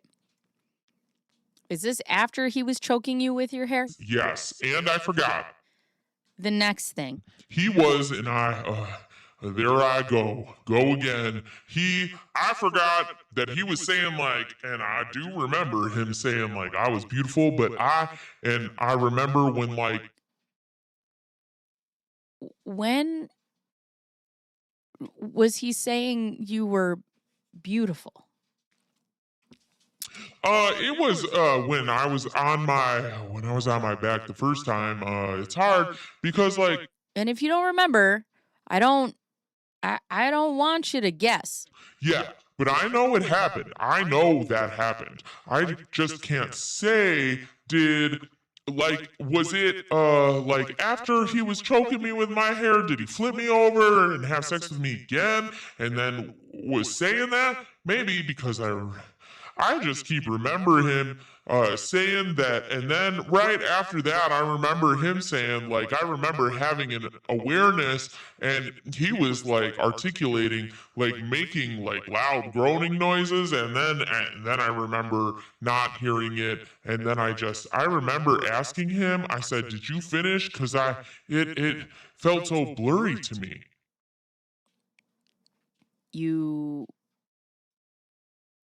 asked You asked him So I, if he finished, yes,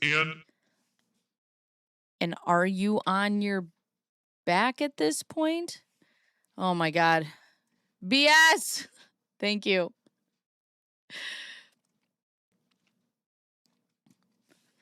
yes. And he says, yeah, like as in, well, didn't you know? Or not even. It was just when he said it was like, yeah. And I was like, okay. I was like, where's the condom? And he was like, and he's like, it's here. And then he went to turn the light on, but I just felt like kind of out of myself a bit, and that's when he started looking for it and couldn't find it. So I thought he did something. I thought, and then I started thinking maybe he never used a condom because it was nowhere to be found.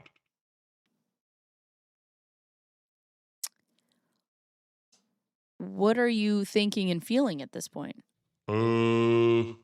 What's going through your head? That I felt shame and I wanted to get away, but Shame from? what he just did. And that's when I went to, when I eventually did go in the washroom. I stayed in there for a while. I didn't want to come out. I felt uncomfortable because I just saw myself in the mirror and I didn't want to look at that again. And I fell in the toilet and then I was like,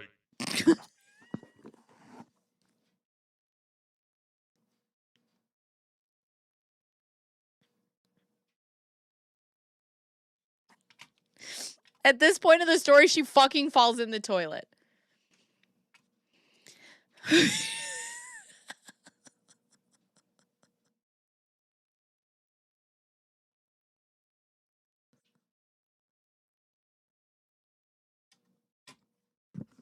Just get the fuck away from me. Get the fuck away from me. Ugh.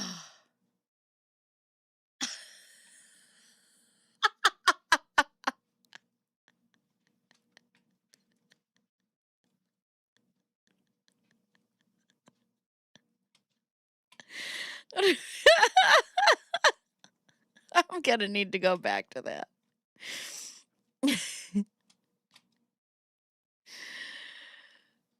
I felt uncomfortable because I just saw myself in the mirror and I didn't want to look at that again. And I fell in the toilet. And then I was just like,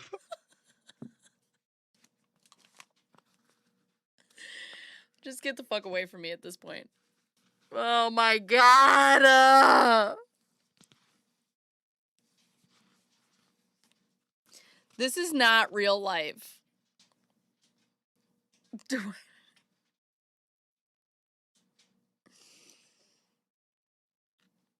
It's a bidet. The bidet shot her back out, actually. Hi, Dan. Officer, did you leave a Yelp review? Oh my God.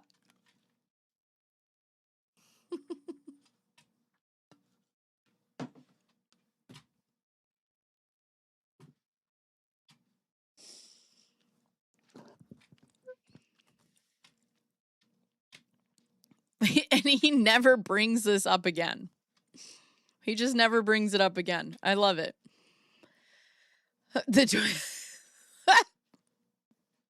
Would visit. Comfortable again. Closing arguments tomorrow. I have to, I've been very behind. There's been a lot. is this the real life? Is this just fantasy? Caught in a landslide, no escape from reality. I've been very behind on that case. There's been a lot happening. Okay. I don't like that he didn't ask clarifying questions about this.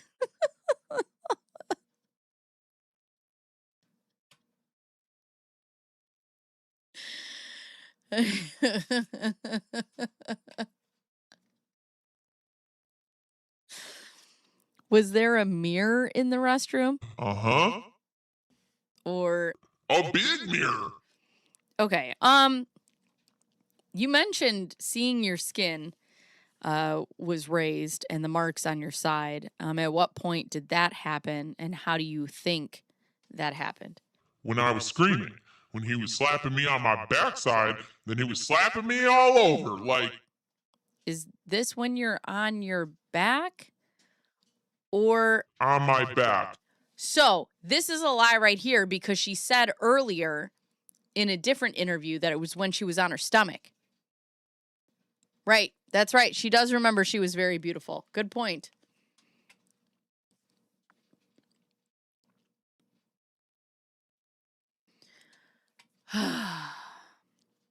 Stomach or some other. Oh, when I was on my back. No, sorry. When I was on my stomach, before the choking happened, because I was screaming, and he put my head in the pillow and it was muffled, but I was screaming so hard, and it sounds crazy, but I was embarrassed. Like, when I was screaming, I started feeling embarrassed how bad I was screaming from the pain of it.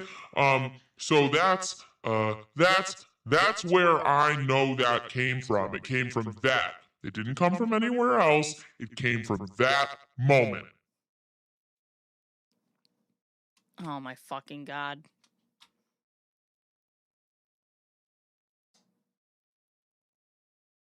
Did he ever put his penis inside of your anus? We have a beehole mention. Hi, Jacob.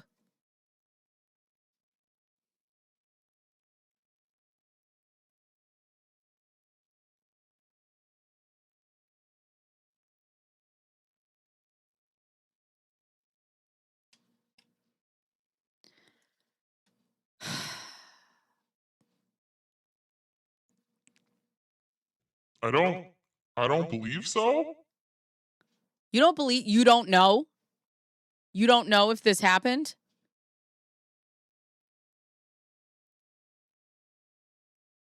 Okay. So it was I feel like penile vaginal? yeah. I would say I'm 99% sure he didn't do that, but then again, I was in pain all over. I was bedridden for days.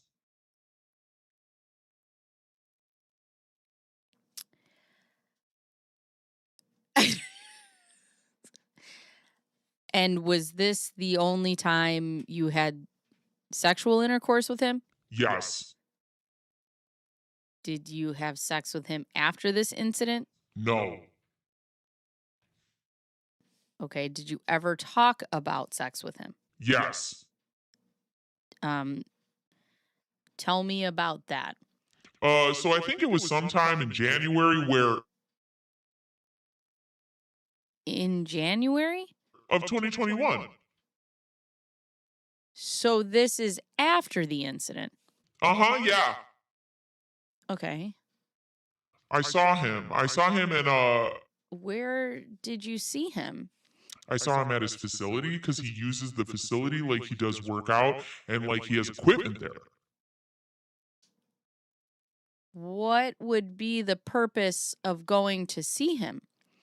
We had a talk about stuff, and when I did see him, I told him that. I confronted him and told him that he hurt me, and he just said, "Aw," and he was in my car, and he leaned over the passenger seat and tried to kiss me, and he wouldn't listen to me on how I was telling him that he hurt me for what he did. He thought it was funny. And you didn't tell anybody about this Nope. incident or any of the incidents? That was your goal. What was your goal in seeing him after that last incident where the sexual intercourse occurred? I didn't want to see him, and he knew that. I regret it to this day. I had to see him because I got pregnant. You got So pregnant? Okay. When did you find out you were pregnant? January. I took a test in January, and then I took another one. Like I got a positive, I got a positive, and then I got a negative. And so I thought, well, maybe I was just like, it was just like a slip up because I missed my lady time, and I thought it was because I was stressed because he was making me feel stressed, and then I was just stressed in addition to that with what happened. So and so that can play a factor. So that's what I thought it was about. And when I saw him, he said, I knew it. I already knew. I knew you were pregnant. He said, that night when I looked at you, he goes, I knew I messed up. So, or not, he didn't mess up, but he said he knew that's what I was gonna come up, that was what was gonna come about. So then I felt that I had to stay, not how to stay in contact with him, even when I didn't want to. And then I felt like and then I was trying to make everything make sense and make everything right. So, when I came there, I brought him because he told me that he was going to pay for everything and take care of me. And I brought my paperwork so that he can see the medical bill. And he told me, no, I don't want to see it. Don't want to see it. And he was like, and he just told me that this is between you and me and that. And I said, well, are you going to tell your mom and dad? And he said, no. And he said, and he told me that over his life, he would never tell. He would never tell anybody. And that we need to keep it between him and I. And he didn't want any of the records or anything until we figure everything out. And so, yeah.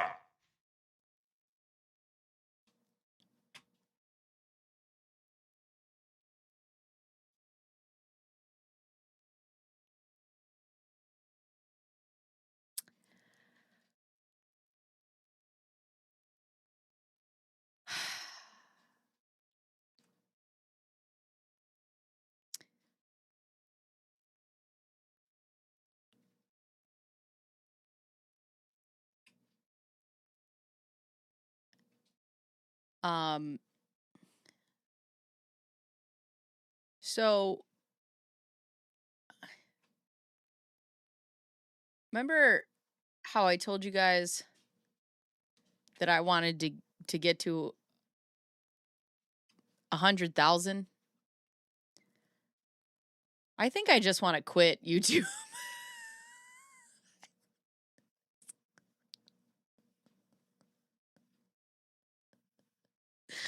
I think I just want to quit. I think I'm done. I think this is where I retire and I never come back. And you never see me again. That's enough. That's enough YouTube for the rest of my life.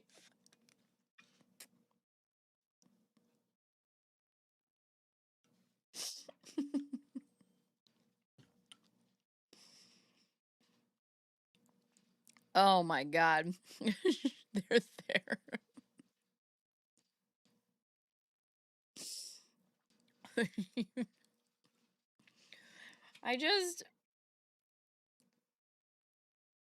Is this like my initiation into the famous Illuminati? Like, this is what I have to do? I don't.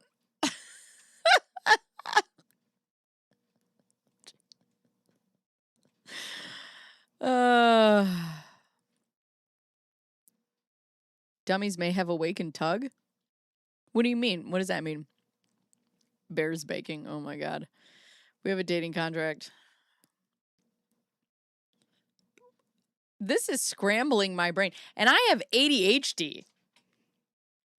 This is insane.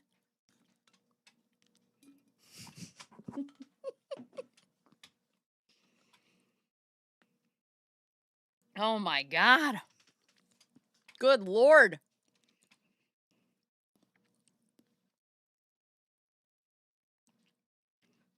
Yes, ADHD. This is next level Illuminati. There is no name for it yet. Listen, you know what's going to happen? Is one day I'm going to make it to 1 million subscribers and they're going to be like, let's cancel Bacon Bearzz. And they bring up this shit.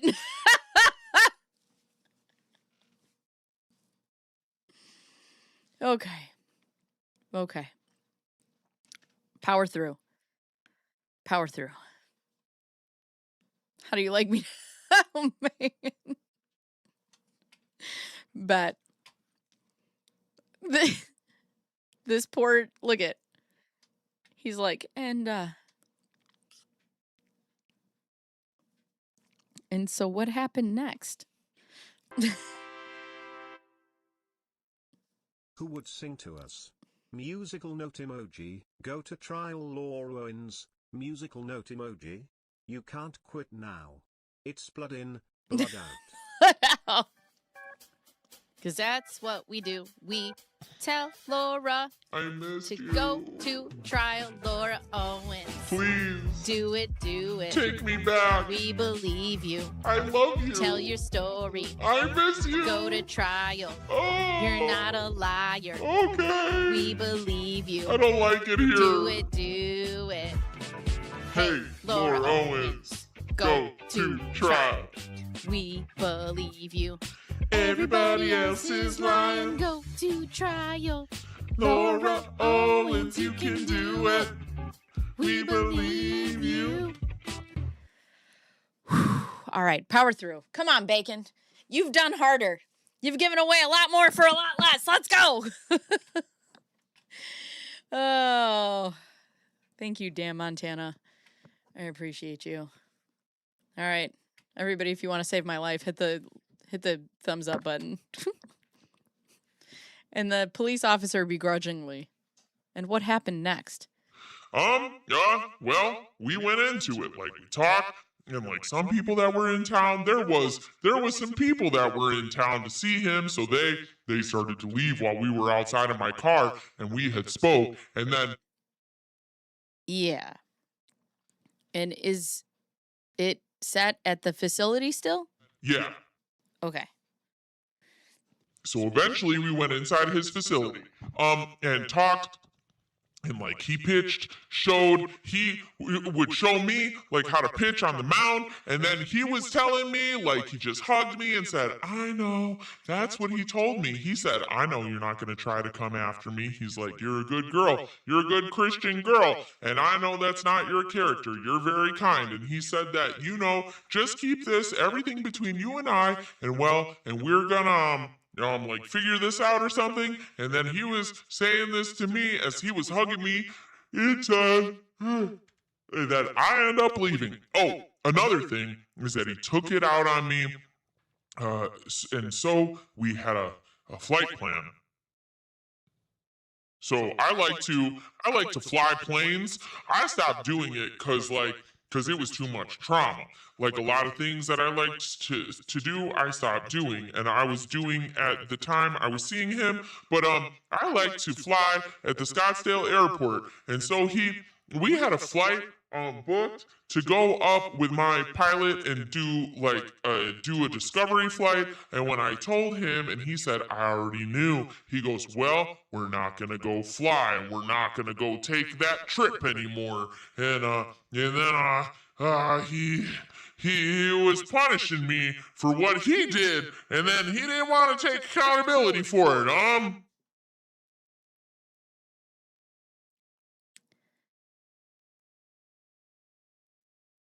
What came of the pregnancy? I had a miscarriage. Okay. When did the miscarriage occur? The last time I saw him, that was March 23rd, I believed, of last year. Of 2021? Yeah, 2021. Okay. And it was hard because, like, off and on, he would say, like, one thing, he would be like, well, I'm going to take care of you. And then the next one was, like, he was berating me and telling me that I remind him I'm just like his mother. And the next moment, he's trying to love on me and play with my hair and kiss me. And then the next is that I can't be with you. And then he would say, I can't be with you and have a child. I can't do this. And he kept asking about abortion. And then he was just like, emotionally, I was being emotionally broken down inside because hadn't had a chance to process everything that happened. And then I feel like everything is slipping away in my life, and it was just horrific. Masterclass. And another thing. Falls in the toilet to flying planes. Oh, God.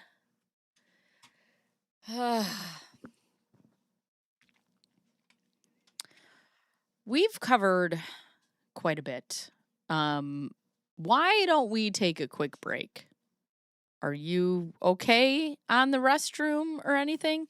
I would, yeah. I would like to go to the restroom. Be careful of the toilets, girl.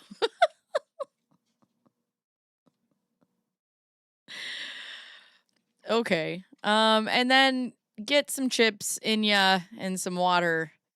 I'll show you where the restroom is, and then we'll just, I don't fucking know. Oh, God. Oh, my God. Excuse me. To the right. Oh, yeah. Actually, yeah. We'll go to the right. It's close. To the left.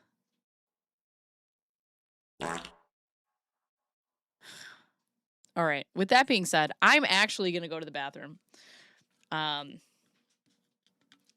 Because Jesus Christ.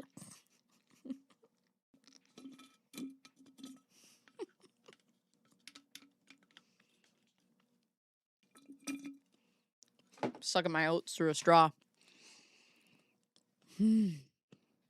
Okay. BRB.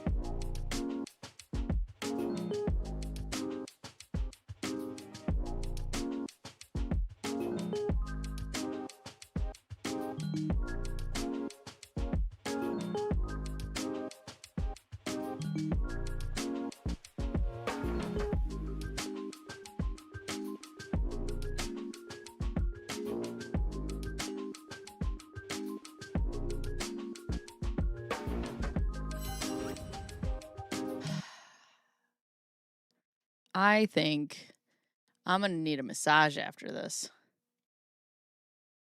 I am exhausted. Back in we go.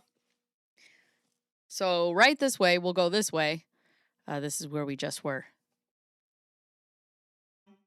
Okay. Yeah, and I'll be right back. Okay. I just want to make sure you found it, okay? I need more water.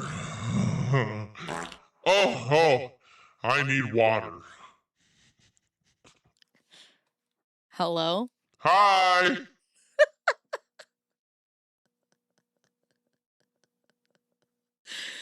Oh, God.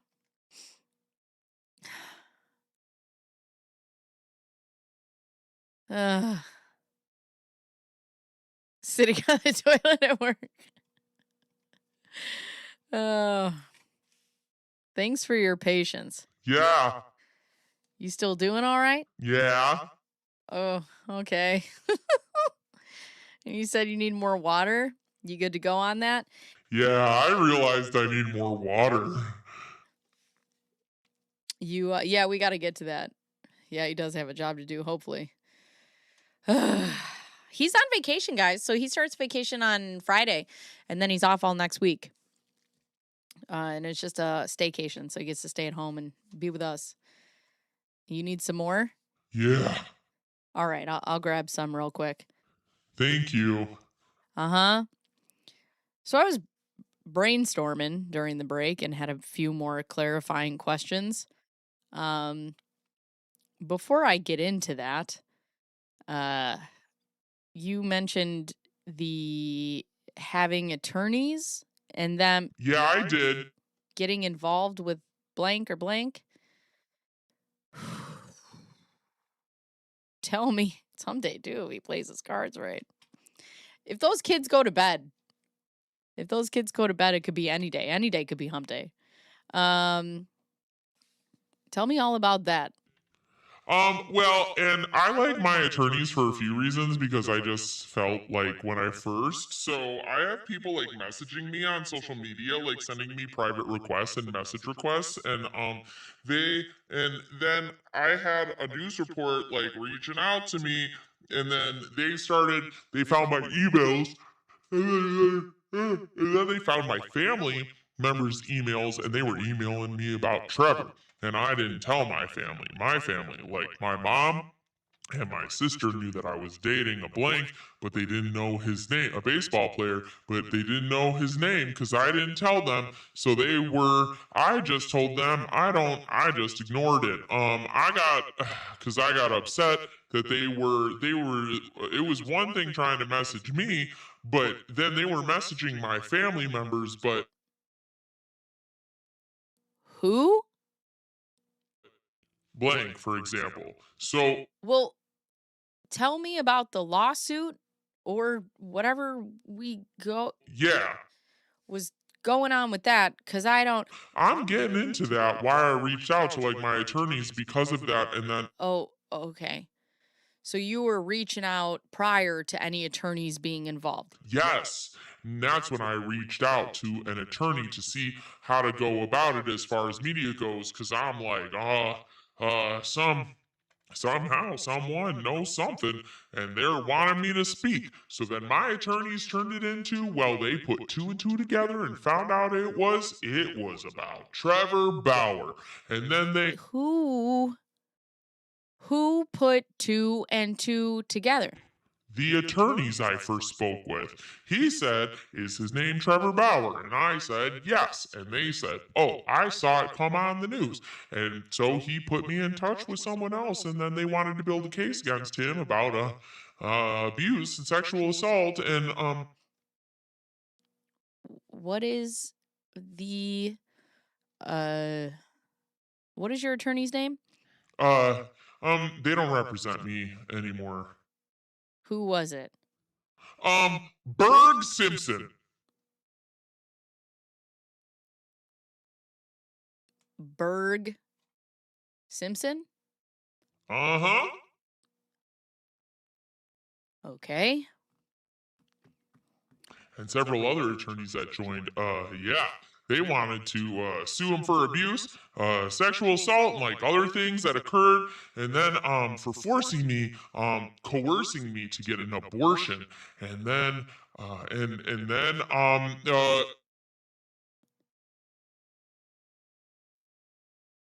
Did you get an abortion? I had to. Okay. So, I thought you said you had a miscarriage.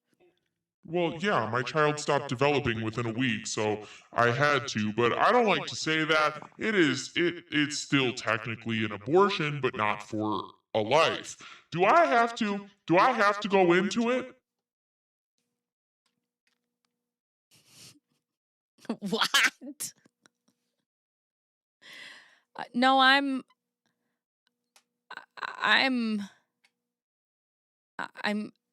I'm understanding miscarriages and abortions as separate, and you're saying they're the same. I'm trying to understand. That's all. Yeah, I don't feel like going there. Okay. Right now. Okay. Okay, so I And again, I'm going to ask clarifying questions. If I don't understand something, I'm going to ask. So sure. I'm not meaning anything other than that. Okay, I don't touchy. I mean, there's still stuff that I'm coming to terms with. I can speak more about things now. It was really hard for me, but in a way, I don't know. I'm trying to protect myself and be like a bit naive to it because I don't want to think too much about certain things. But his attorney came back and said that I'm a liar, and then started saying that I was dating someone else and that I was on the Steve Harvey. Steve Harvey's like, how the fuck did I get drawn into this? And I was on the Steve Harvey show and that I was never pregnant. I made it up and tried to assassinate my character. And they said that I was trying to defraud Trevor out of money that he gave me, and I was my attorney. And then they said that he recorded me when he came into my home and that I was trying to get $1 million out of him to have an abortion. And they wouldn't provide the recording, but they just provided the transcripts and said, well, we're not going to give you the recording unless you can provide every proof of the abortion. And that's when my attorneys were like, well, are we going to give up? And I was just like, I was devastated because I would go back and forth with them, telling them, like, I just want some sense of justice. And I felt like they just saw me as a cash cow. Like, what? My story, everything that happened. And then a child came about it, and I just felt like no one was listening to me. And,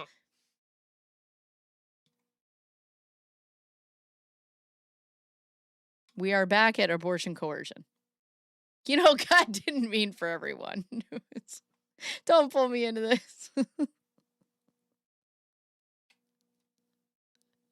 I need the X button. I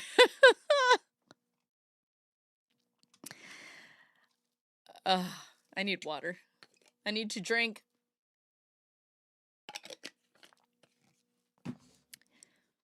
You guys remember when I said I was gonna like stop covering low because I was worried that I would have to cover something serious?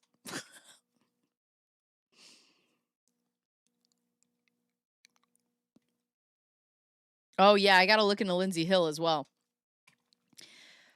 And then you mentioned the patrol officer when he took the initial report from you the other week about you having legal representation going after blank, and then blank suspending him because of what happened to you. yeah. Well, just tell me all. So I didn't know.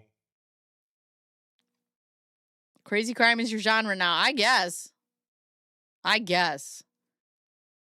It was something like this. Oh, God. About that. So I didn't sue.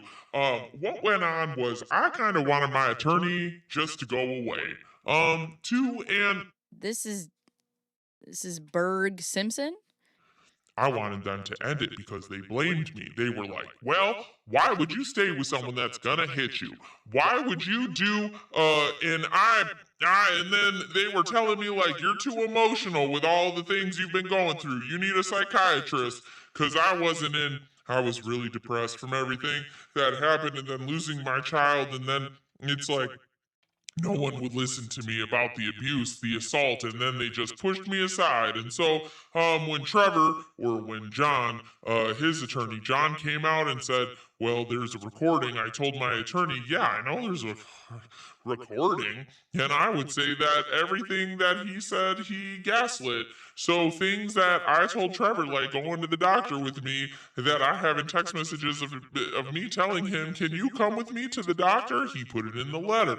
The response, he asked me to go to the doctor and I said no. And when I asked Trevor if he could take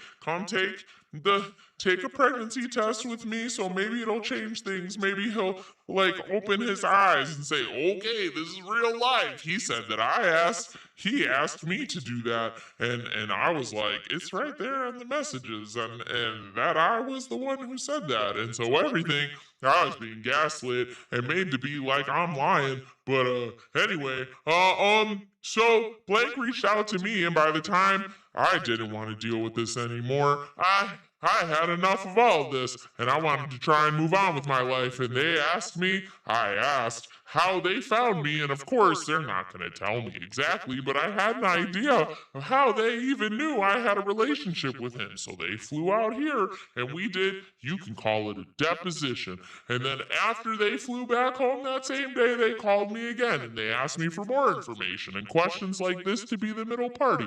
And they told me that things that I said didn't corroborate what I told them. Like they knew things I didn't know they already knew.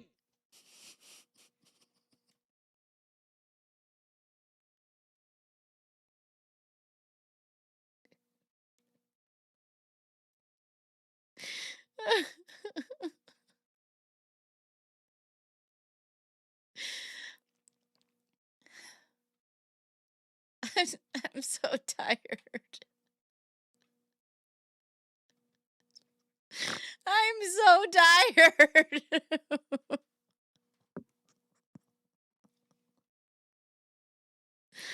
I'm so tired.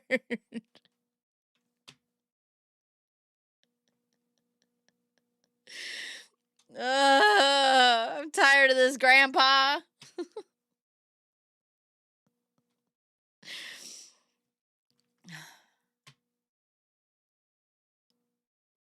Were you with an attorney during this? No, I didn't tell my attorneys because I felt like they were going to use that as leverage against Trevor's attorney to say, well, if your client doesn't, if we don't work out a settlement, that she's going to speak to the blank. I already saw that coming, and the way my attorneys treated me, I didn't care about the money or having that leverage. If I go to Blake, it's going to mess everything up for him right now. It's going to put an end to his things sooner. But I didn't do that. I didn't tell them. I decided to talk to them on my own, and I provided them with a lot of things that I had in my testimony, and kind of just stayed in the dark with the decision that came out, because everybody's like, that doesn't make sense. That doesn't make sense. It's because they told me that I was a major part of the investigation of what happened. It was just.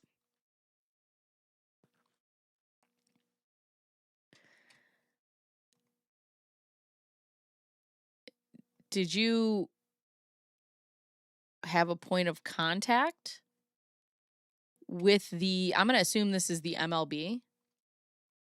I do. Who was that? I've been very protective over giving out their contact. I've been asked a lot from people for it, but what would you need it for? Like when I spoke with you briefly before the interview began, is my job is to be a neutral fact finder and gather as much information as possible, which either corroborates or disproves certain things. Uh-huh. So if you told me someone else something, or if you told something to someone else, I want to talk to that person. Sure. and I'm doing a criminal investigation. I don't know the scope of their investigation or what their intent was, but I would hopefully you would provide that to me so that I can do a thorough investigation on my side of things. But we can talk about that after. Um, I'm just trying to get what exactly was done, if anything. Yeah. With the blank and attorneys and Trevor and what came of it. So they suspended him. After the investigation, they suspended him for 2 years, and then, of course, I said he was gonna appeal it, and he did, and then it went to arbitration. And she let me know last Friday that and as predicted, the arbitrator lessened it, but still suspended him until 2023 for 60 games. She sent me the statement from them, and then we haven't And who is that? What is her name? I'll have a call with her and the other person from blank on the first week of January, and I'll be happy to give that information. I just know this is different because it's police, not reporters or someone trying to get a response. But I knew that. I know that they do have standards set in place where they do not give out information. But if it's the police, maybe that's different than a reporter. But I will ask them both if they're okay, because it's not just one person, it's two. Two, it's a man and a woman, but I'll ask them if they're okay with me passing along their information. I'm sure they wouldn't mind, but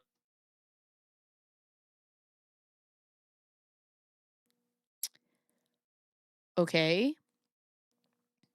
And are you represented um by an attorney now? no, not right now. Okay. I just need it. Not everybody needs to be in my ears for once. Like, this is my first time speaking for doing something for myself that I want to do, and not because people or reporters or attorneys are telling me what to do. So did anything come of what occurred with Trevor and blank and attorneys in them? You said a deposition? No. Doing a deposition with you? Yeah, so like that's what and that's what happened with Blink, and they suspended him for 2 years, and then they went to arbitration because he tried to appeal and say that he's not at fault for anything, but doing their own investigation for several months, they saw that he did violate the Family Act and abuse and violence policies. What? Okay.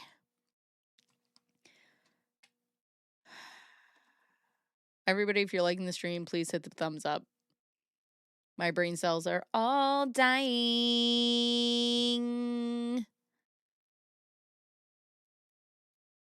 Policies. That's what came about it. So they punished him for it. When did you first hear about that ruling or punishment being That was handed down? the first time I heard about it twice. So the arbitration decision, they told me about it last Friday. The first one of the 2 year suspension, I think. Did they call you or send you an email or something else? They text me. They text me or we set up calls if we have to talk about something. Okay. But the first time, it was the 2 year suspension. I forget when it was. It was this year, and then the other decision, still as long as the longest suspension. So that was his punishment for that. And they let me know that he cannot appeal. And they said anything I do, if I were to speak about it or tell any about it, he can't try to use it against me to go say, well, oh, that's not correct, and try to overturn it. They said it's final, and he's legally bound to not talk about arbitration. So I felt liberated to be able to come out and speak up for myself and still speak up about what happened to me. Okay. So when the attorneys were thinking about it, they stopped representing because they said the fact that he has a recording saying that I tried to say that I'm going to have an abortion if he gives me money, and I, for don't know something, told me that maybe they paid my attorneys off because they just said we're not gonna do anything about this after months and months and months of dragging me through this.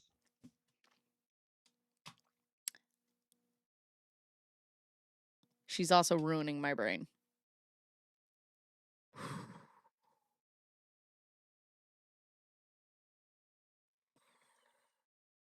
When did you meet with blank for your deposition, and how did they find out about you? I know. I think I know how they found out about me, but I'm not going to I don't want to keep pushing it with them. But they said, well, we found out through public records. But I didn't think that's true because I didn't tell anybody anything about Trevor. But I will say this, Trevor did tell his former blank about me, and that's how and that how I got pregnant, and he was asking him advice about what to do, and so that's the only person I know Trevor talked about it other than his attorneys. I think after the rape, I think he ran to his attorney and said, "Oh crap, I'm in trouble. What do I do? Cause it's gonna mess me up because of the recording, and he would try to get me to say certain things on text, and it just seemed it wasn't. It sounded like someone saw it and said, that sounds like an attorney trying to get twist things around. So there's no fault. And then him recording me saying that I said something that. Who saw that? Oh my God. Bird Simpson. Berg, B-U-R-G. Have we got enough people in the chat to form a class action against her? Yes. Motion granted. Emotional damage.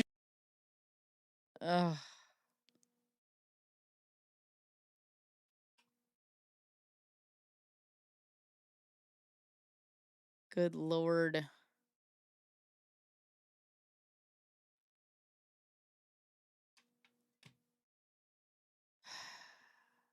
Marge Simpson.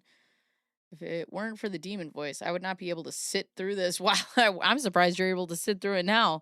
I'm the one doing it, and I'm barely able to sit through it. Bart Simpson Esquire. Oh God. Who saw that? The email. What? The email. Who said that? Eventually, I talked to blank and then told them I don't want them to publish anything. But how did I'm going to assume MLB or the press maybe find out about you? How did they contact you? They found me on my blank. That's how I believe. So, because they emailed my public figure email. Oh, God, she's a public figure. And I was not available during the first, but she sounds like, oh, Karen, trust. They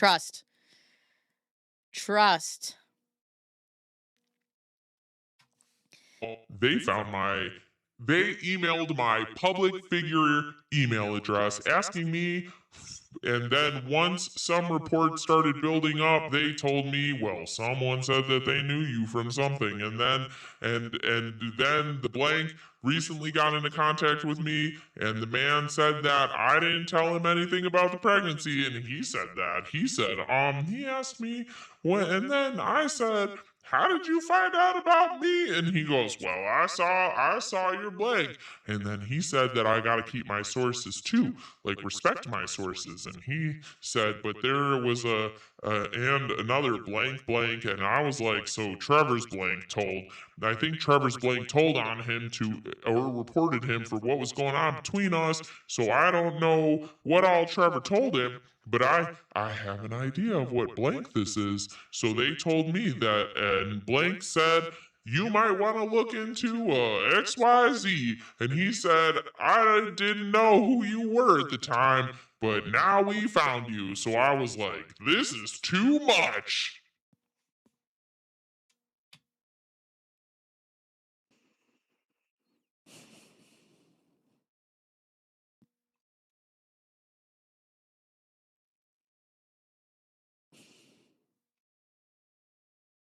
All right.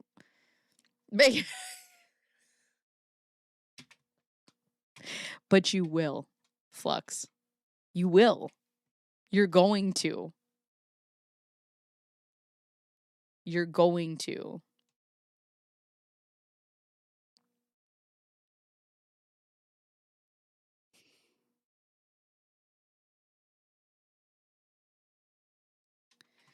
Okay. So I kind of go back to the after the incident with the you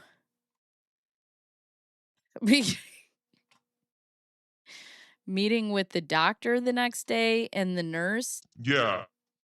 practitioner located at the condom inside of you. He's so lost. They were located at the condom inside of her. They were all inside of her. Oh, God. Yes. Do you have medical records for that? I do. Okay. I do. What about medical records for the miscarriage or abortion? I don't. So after I brought Trevor my initial bills, because he just sent me money, so he sent me money on Venmo, and I brought, just to show him, I brought him the papers, and I said, hey, this is how much it costs, and this is what it was, and he told me in the car, he said, no, I don't want to see it, I don't want to see it, and this is when I was telling him, and this is when I told him that I took a test and it came up positive, and he said he didn't want to see it. We need to keep this between him and I. He said we have to keep this private, and he didn't want me to have medical bills. I paid cash for everything going forward. And this is the part that was hard, and I didn't want to focus on that because I wanted to focus on what I can prove. I didn't want to give a distraction of what I cannot concrete prove, because that was a tactic of his to say, well, she can't prove this one piece. She's lying about everything, and I didn't want that to be a distraction.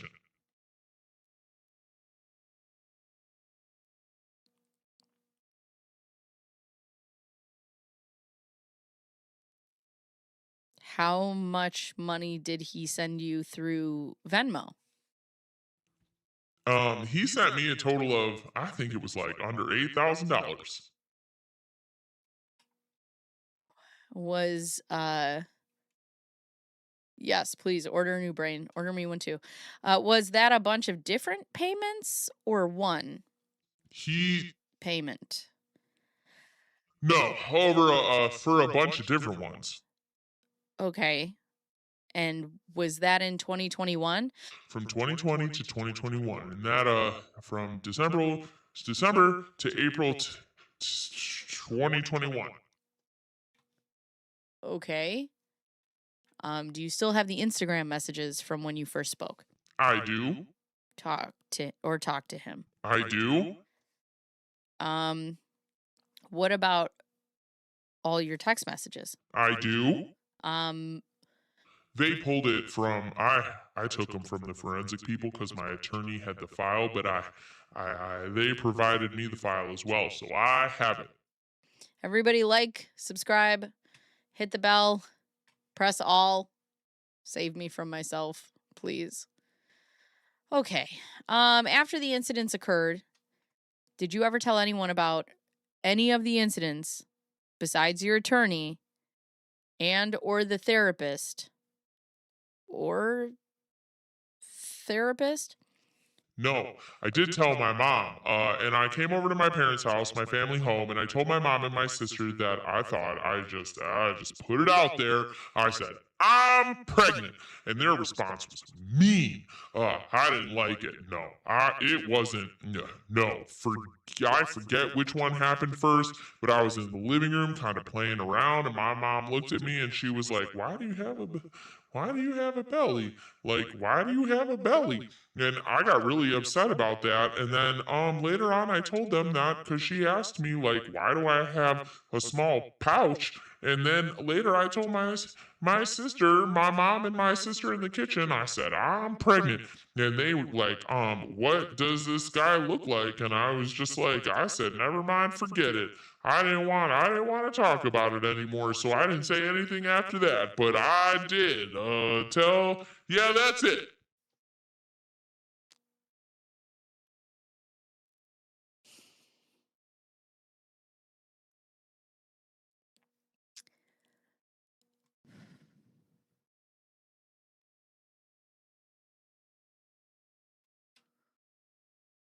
How is that mean? How is that a mean response? So just your mom and your sister? And then I just left it alone when they made that comment. The Instagram messages and text messages, are they on your phone now? Are they in some other file? No, they're on my phone, and they're both. I brought both like ways. Like What do you mean both ways? where it's on my phone as it is, and then where it's been downloaded by forensic people. Like they took the whole like copy to reserve them. Okay.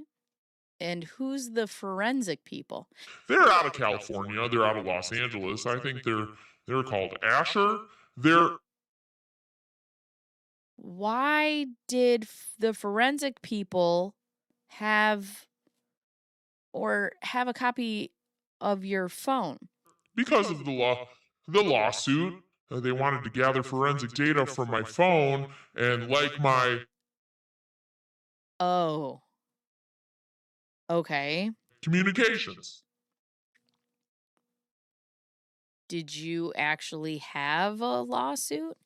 It didn't get to that. It was, they sent a demand letter. They sent a demand letter without me even seeing the demand letter. Who? Your attorneys? Yes, To Trevor's attorneys. Me too, Kimbo. Me too. Okay.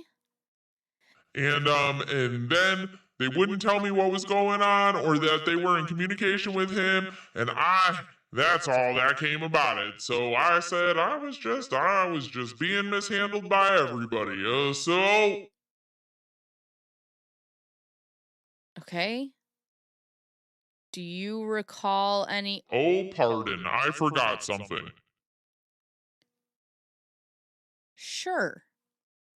I told him I might have this in recording because I started recording certain conversations with him. I told him that I wanted to go to the police, and they said that it's best. They were in a conference room while I was on speaker, and they said it's best. I don't go to the police because we'll have more leverage over him if you don't. So they told me not to go to the police. Who did? And my attorneys, Rhonda and Amy, and I think it's John. I forget the guys. The other attorney, I didn't really like him. He was mean. He kept calling me and telling me that I was naive and telling me that men just want to wait to have sex with you. And he was buying his time. He was very like aggressive with me and saying things. Do you know Rhonda's last name? Well, not off the top of my head. Okay. But they told me not to go to the police when I wanted to. Gotcha. And when did you want to go to the police? last year. I wanted to go, so I wanted to go. Something happened in California to another woman, and I called, and like, when I called anonymously because I asked for whoever's investigating this, the lady's accusations against Trevor, because I'm like, oh, when I heard about it, I said, that was the same thing that happened to me. And I even documented it before she came out in the media. And I asked for the detectives' information in Pasadena so that I could give some information. And then I eventually, after I started speaking, they asked for my name and I told them Darcy and they wanted more information. And then I just couldn't go through with it anymore. And then they called me. I didn't answer the phone. I just needed to focus on myself and continue getting through like my depression and everything that I was going through. So that's when I felt had to have been. That was July of 2021 when I wanted to go to the police, but it was hard. I was just overwhelmed. But there was too much stuff going on, and then now he was like, oh, it was too much. It was too much emotional stuff for me.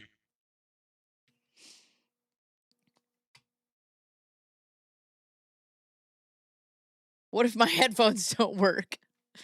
Oh, God. Mr. Pike, I'm so sorry. I actually did this so that you guys will beg me to start Laura Owens over again.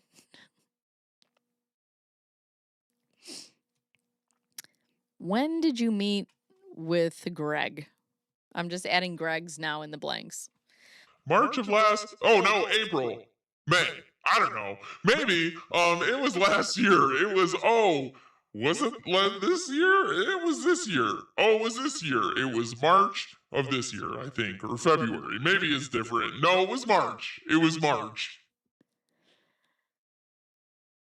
Please restart Laura Owens. Oh my God. Oh my God.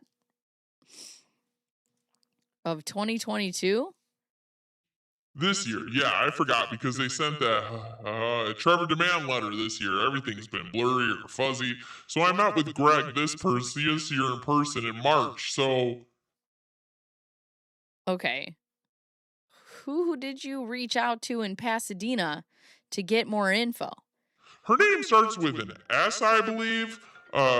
She was the attorney for the woman that was accusing Trevor for what he did to her. And so I reached out. She asked me if she could give a statement on my behalf, anonymous, and I said no. And I asked her who the attorney or the DA or whoever is in Pasadena. And she gave me that detective's information. And I called, but she wasn't available. The assistant something was there, and I started talking to him, but then I couldn't go through with it anymore. So, I kind of like. Did they give you more info? How do you mean? Well, you said you called them trying to get more info. Called the attorney, her attorney. Someone in Pasadena?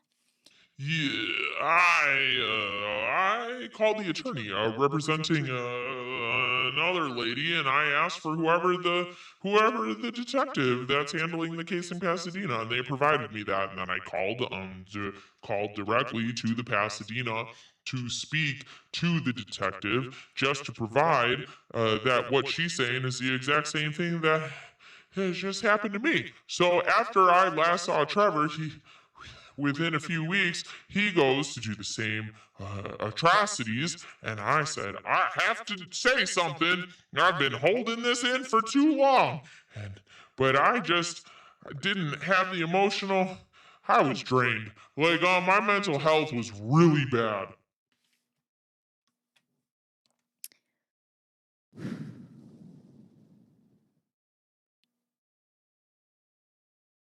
Oh, yeah, there's another Low podcast that comes out. And did you ever speak with that detective? No, I spoke to her partner, and then I didn't. Did you ever provide a statement to him? No, I said, I was very, very protective over getting my information out because I already had, at that time, I think I already had, like, Greg was first and someone else, some Greg account, and it was Greg account, messaged me on Twitter, and I just never answered. And then I started having Greg reach out to me, and then when it came to do it, I just couldn't, and I said, well, hey, they're asking me questions and they wanted my information, and I just told them, I just said, my name is Darcy. They wanted my last name, and I said I'm not comfortable giving that out. And I said I just want proof, info for you and your colleague about what happened, and that's the same thing, but I don't want to give my information. And they were asking me, where are you? And I told them I was in California at the time, but I do reside in Arizona. But I gave them a number where they can call me back at, and they left me a message a few times. She called me and left a message maybe 2 or 3 times, and I just never called back. Drink water. Oh my God. For real. Thank you.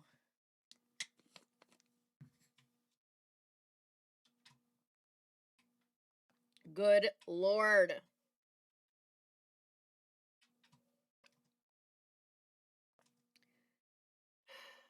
Sheesh.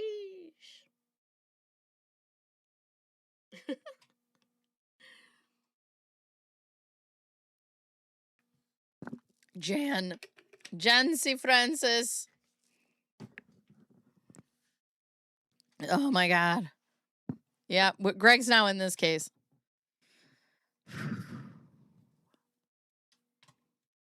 Okay.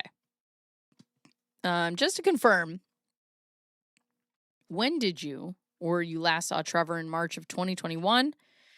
And the last time you spoke to him was May of 2021? Yes. Okay. So he was texting me, asking me, did you get the procedure? Did you get the procedure? And he didn't even care how I was feeling. He'd text me, and then messaging me on Instagram, did you get it? And then I just told him, like, When did the procedure happen? In April, first week of April. He didn't care. He just wanted to make sure that he was scot-free at the minimum. And I will tell you, it was so hard to prove, like, things he was saying to keep everything quiet, keep it secret. Oh my God. This is killing me. Don't have any records of things, we'll figure this out, because then he flipped the script and he made it seem like, I lied because there were no records. I paid cash. And it's like, and then I was trying to keep things cordial. Well, there will be medical records. So.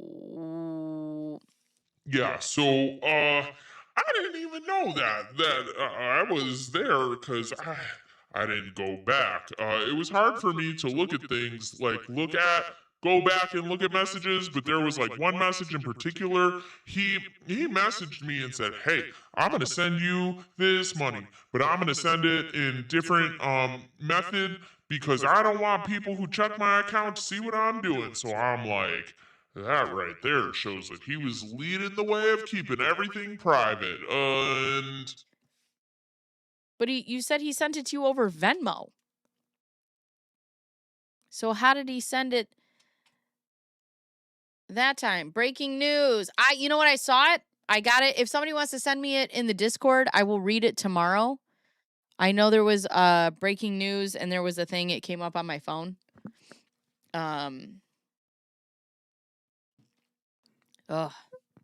So what he does, like, he changed it. So when I first went to the doctor, the first thing he did was the icon on Venmo, you can like put emojis or make a memo note. He put Plan B, like a pill icon for what he sent the money for. And then after we had the talk of Was it a different account?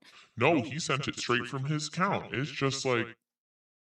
So it's all the same account? Yes.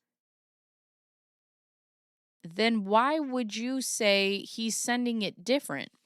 You'll have to ask his attorney, because I don't, or they, I don't know if he'll explain or even answer that. But what he was telling me when he was explaining it was that he doesn't want whomever who's monitoring something to see what he's doing. So after we had the first talk in January, At the facility?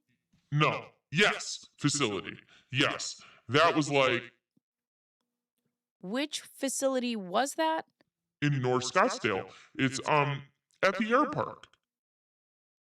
Okay. And Sorry to interrupt. oh, no worries. So we were sitting outside there, but yeah, that's when he was telling me like what the program's going to be, but it's like very manipulative, because first he punished me saying we're not doing the trip anymore, and then he starts telling me like, oh, I hurt you, well now we'll keep everything private, you, and it's been frustrating, but anyhow, Uh, I have to ask this. From the time that you had sexual intercourse with him the first time, and was that the only time? yes, Did you have other sexual partners no, in and around that time? nope, Any other relationships or boyfriends or I have no other boyfriend. It's very hard for me to be in a relationship because even like friends with benefits type scenarios? nope. He was the father of our child. I wasn't with anybody else. Oh boy, that sounds familiar, doesn't it? Wasn't it? No, and that's what I'm asking you. Were you Nope. in general time frame around there? Oh, I thought you were asking me like after the fact, and I was like, well, I did who I was seeing after him, but no, not during. No, and he never denied it. He knew. He said like he could have said, you know what, until you have your child or whatever, then, because I told him, I said I wanted to just take this through the courts, and he said, no, we don't need to go through the courts, because I felt like this was getting messy, and I felt like I needed to stand up for myself a bit more. And then he told me, no, I said I wanted, we can go through the courts, and you said you didn't want to. And I was like, I never said that. And he was gaslighting me and saying that was things that weren't true. And then over time, I started believing stuff, because he did that to me for like the longest time. But at one point, we were at uh,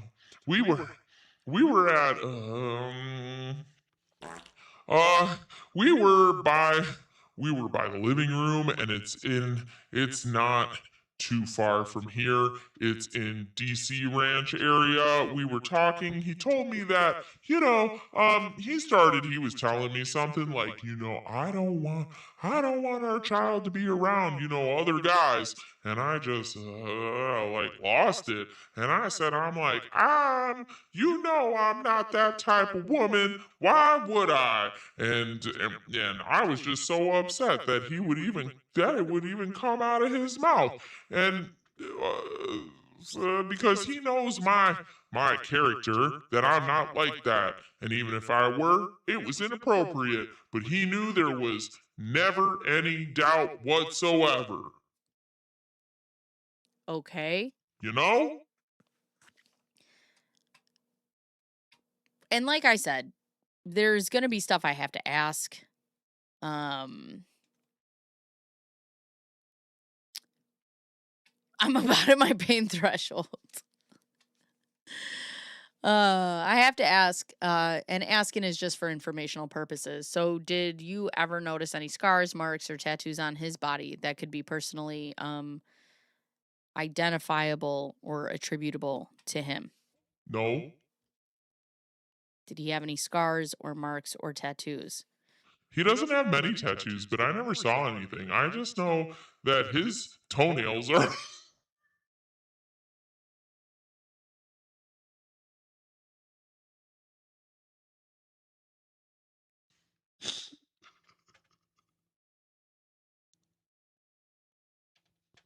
He doesn't have many tattoos, but I never saw anything. I just know that his toenails are ugly. That's the only thing I can think of, but other than that, no.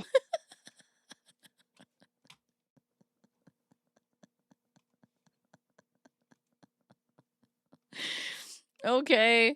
Do you still have the contact information for his attorneys? Yes. Okay. Well, we'll talk about all that when we get out of here. I'm trying to think if there's anything else I'm forgetting.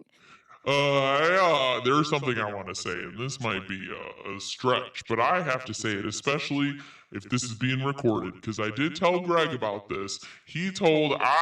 I mentioned this earlier. He told me about something that happened in Florida, because sometimes he just talks and says stuff. He told me about something that happened in Florida, and my intuition said, that's interesting. When I met up with him, so after that happened, the incident happened. Oh God, pardon. After he raped me, a week later, I kid you not, I left my apartment and I went out. I love looking at the stars and the galaxy. I think they said it could be an eclipse or a full moon or something. I went out in my car. I didn't bring anything with me, so I just wanted to drive up real quick and see.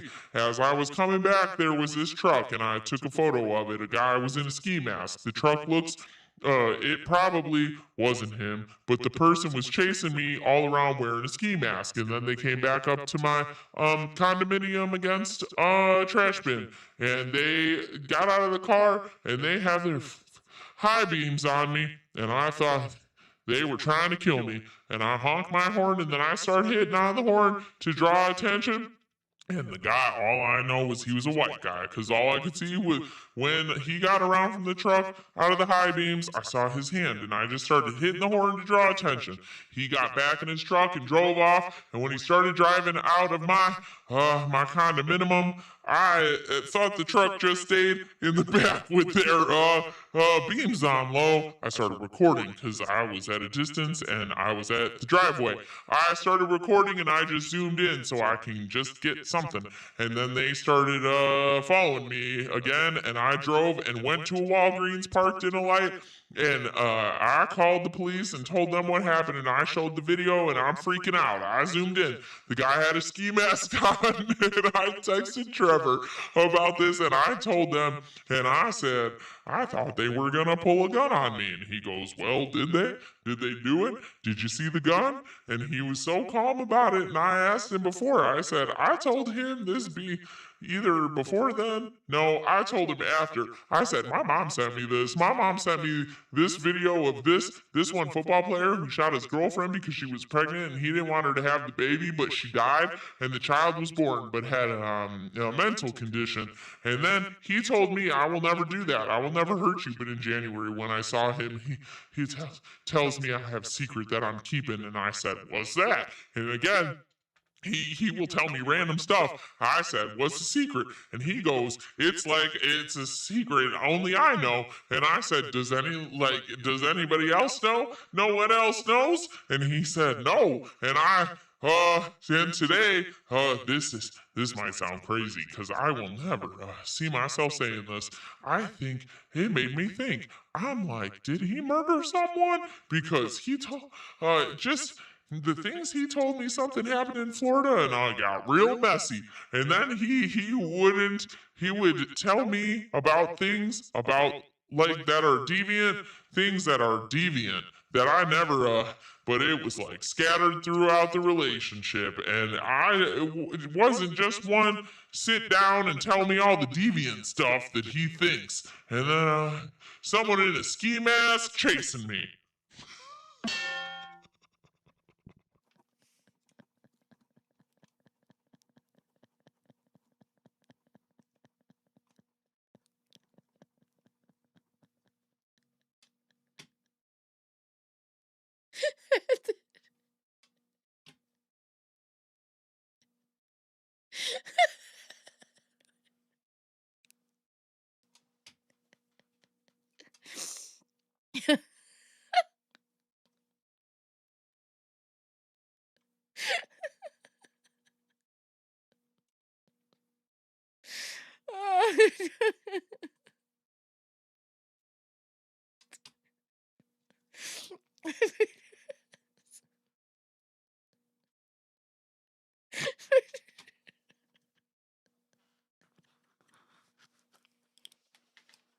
The condo minimum.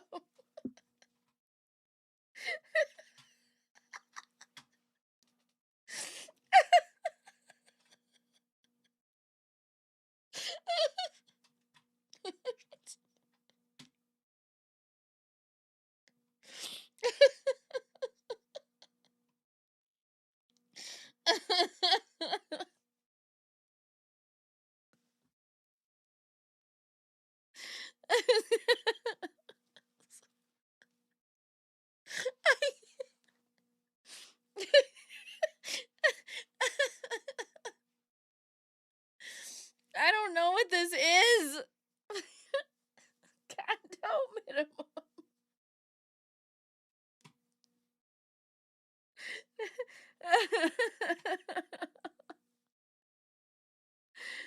Poor Flux. Flux is singing the national anthem. Or she's shooting fireworks off in her house. She's not okay. She's not okay.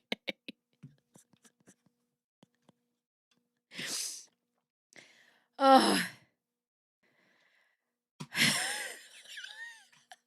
I got 2 pages left.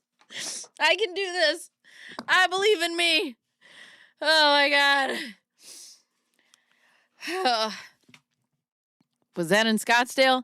Yes. And you called the Scottsdale police? I did. And you met with an officer? Yes, and he was like, well, what do you want me to do? And I'm like, there's someone clearly around, maybe harassing other people, and I showed him, and he was able to, like, figure out what kind of make and model the truck was, and he zoomed in, and I'm like, he's wearing a ski mask, and so he's like, well, I'll take a look around, but he escorted me back to my condo and gave me his card. Oh, man. That was a week after that. Yeah. In the intercourse? Yes. Okay.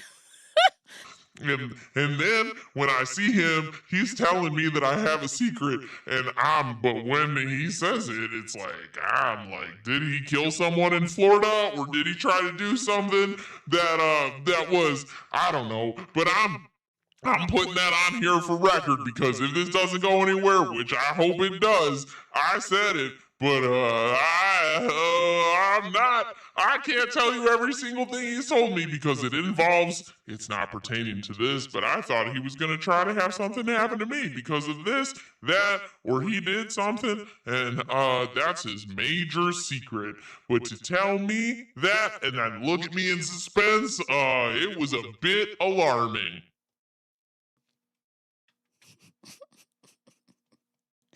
Okay, well, thanks for telling me everything.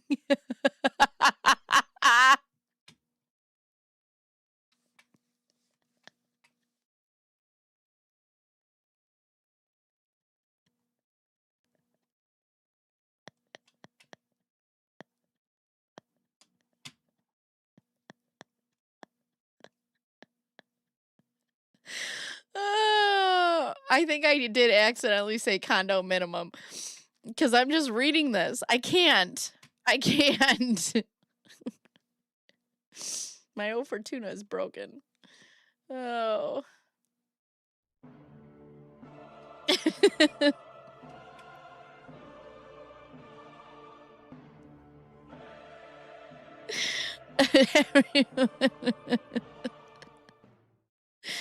Oh my God.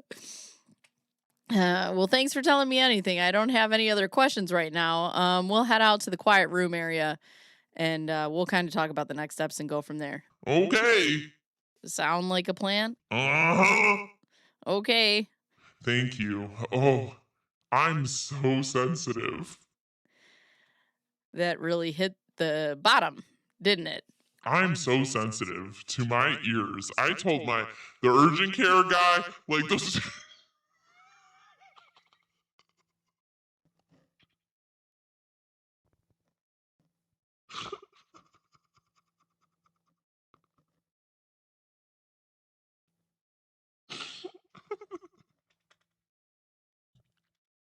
I told the urgent care guy, like those doctor or whatever his name, I said, I blew my nose. And all of a sudden I heard, pew!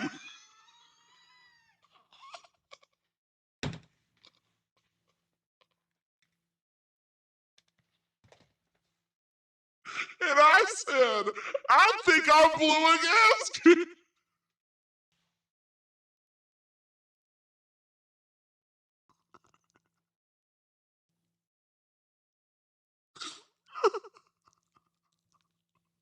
And he started, and he was trying to be professional, but he thought it was funny.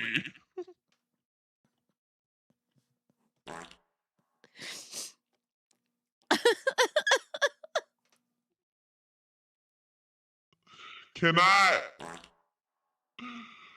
Yeah. Let me hold on.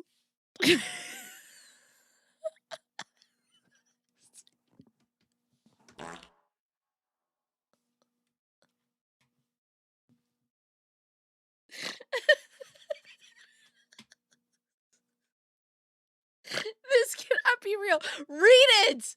Read it. Read it right now. I'm not making this shit up. I'm so sensitive to my ears. I told my urgent care guy, like the doctor or whatever his name, I said, I blew my nose, and all of a sudden I heard, pew! And I said, I think I blew a gasket. And he started, and he was trying to be professional, but he thought it was funny.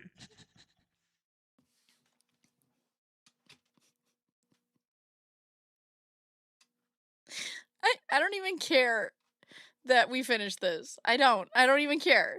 I don't even care.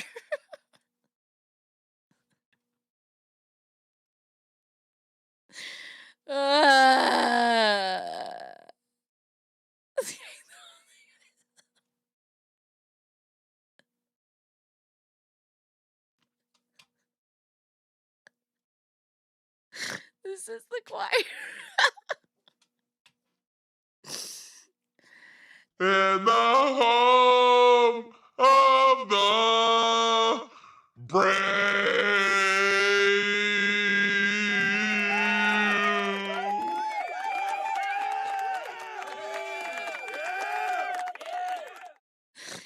Oh my God.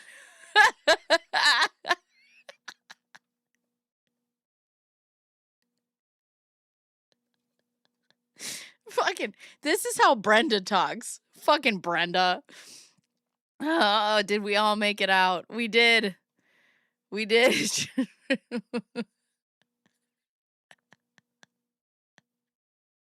Mommy.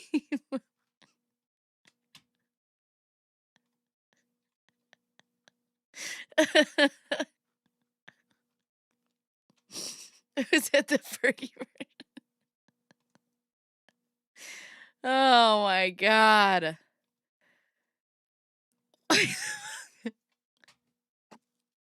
CM, God damn you. God damn you. But we did it. We did it. Oh my God. Don't worry, JB Welly. It gets worse. It gets worse. Oh my God. The good news is in my DMs, I have way more. Yeah. When do you want to tell him that I have 1, 2, 3? We have, let's see, 4, 5, 6, 7, 8, 9, 10, 11, 12, 13, 14,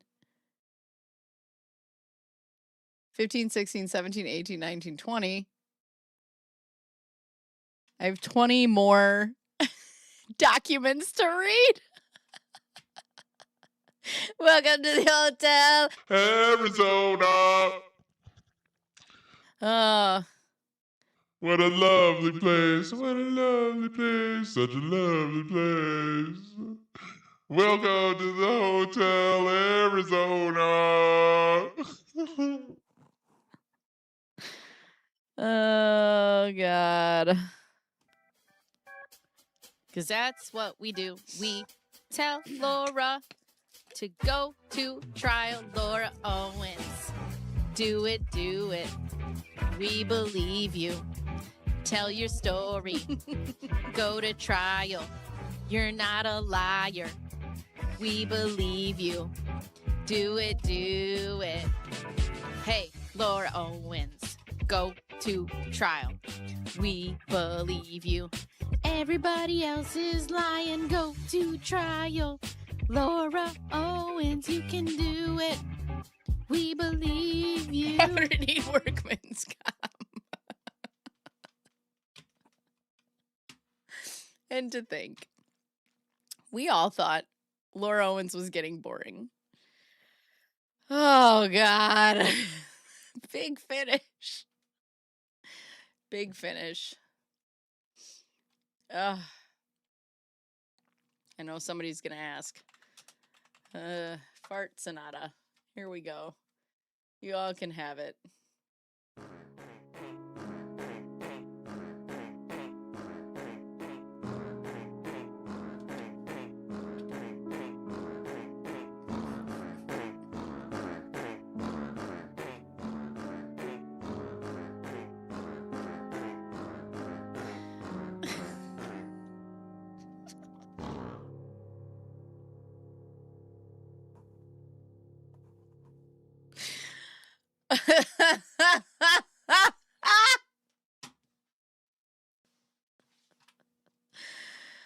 Oh my God. Yes, 2 days. Okay. It's the final sand part. Magic.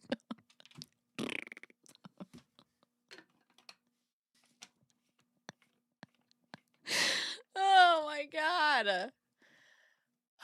I need to go through these I wish they were dated, but they're not. I think I'm just going to start going through them. It was especially emotional. People request the fart sonatas. Sometimes. That's him number 2, right? Oh my God. There's my alarm. I must leave you. I bequeath you this stream.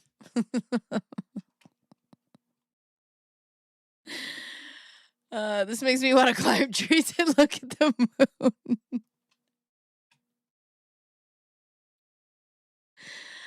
Okay. Okay. All right. Well. I bequeath you this stream. Guys, this was something. This was a labor of love. And I know that she's actually very pretty. You is this stream?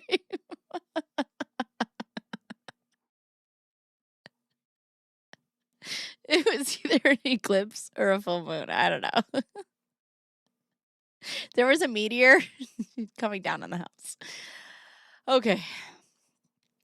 I will be here tomorrow at 11 a.m. I need a nap. I think I might go drink after the stream because holy shit. Flux, are you okay? Calling Flux. Flux. We're worried about you. Ugh. We'll be doing this tomorrow. Oh, actually tomorrow, hold on. Before I leave, Reddit. There was something on Reddit about Laura Owens. So maybe we'll just go in that too. Let me see. What do I got? It's like I saw it. It was Michael Maricini police report against Laura Owens. January 7th, 2018 police report.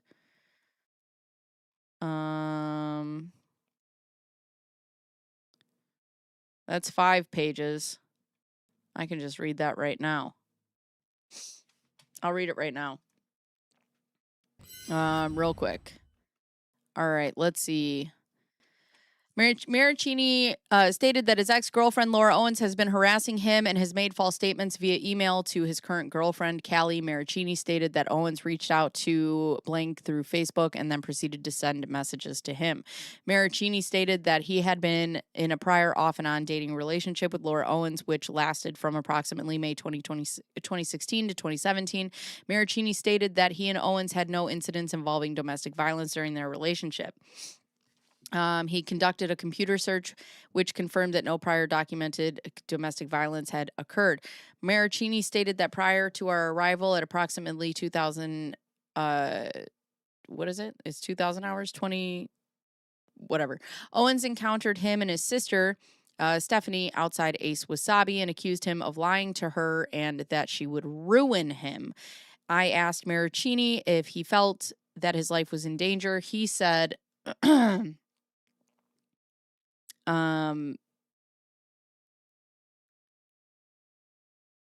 He said that he did not feel like his life was in danger, but felt that Owens is unpredictable. Maricini stated that Owens suffers from anxiety, and for which she is prescribed medication and has had mental health problems in the past. Maricini sent me a copy of the above-mentioned emails to my department. Maricini stated that he is concerned because there are false accusations regarding him being physically abusive to her during their dating relationship. I reviewed the emails which were sent from Owens to Blank. Owens tells Blank that Maricini tried to suffocate her with a pillow on 3 occasions and was almost successful on 1 occasion. Furthermore, Owens also accuses of Maricini of bullying, manipulation, and outright cruelness. So now she's accusing him of attempted murder during their relationship. Maricini stated that all accusations in the emails are false and that no such abuse occurred. Maricini stated that he wanted the emails documented and that he planned on obtaining a civil restraining order against Owens. It should be noted that Owens also states in the email she was planning on obtaining a civil restraining order against him. Let's see. That's it. 2000. Yeah, that's it. So that's the new report here.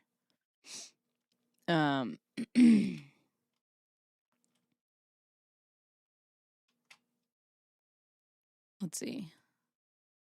There's that. All the best. Throwback. New podcast episode coming out tonight at midnight or tomorrow. I believe there's a new mod. Important links here. And then we know all of this. Okay. So there's that. Oh boy. Oh God.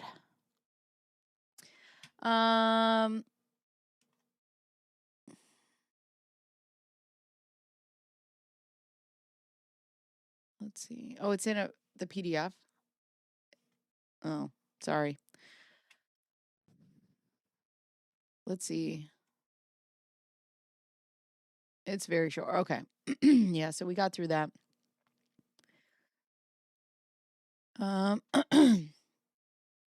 This is new to us, I believe.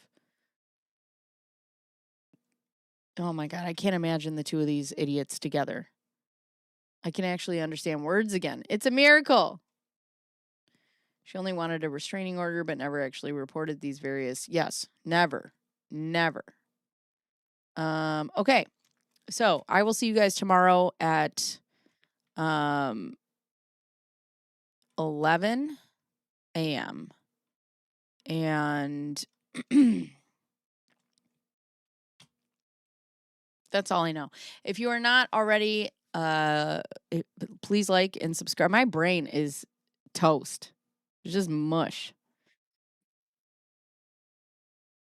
If you guys are not already liked and subscribed, please consider doing so. We also have memberships. If you want to go deeper than the comments, we have a members only Discord. If you guys want to come into that, it's fun. Everybody talks about the different cases. I'll be here tomorrow at 11. And then what's tomorrow? Thursday? Good Lord. So we have more of this to go over. So we're just going to read. I'm going to try to put them in order. But I don't know if I can. Oh, wait, maybe I can. I probably can. so we can see them in order because I want everything to go in order for this. So we have more of this. With that being said, you guys are the best, and I will see you tomorrow. Goodbye. Goodbye, cruel world. Take me, Sky Demon.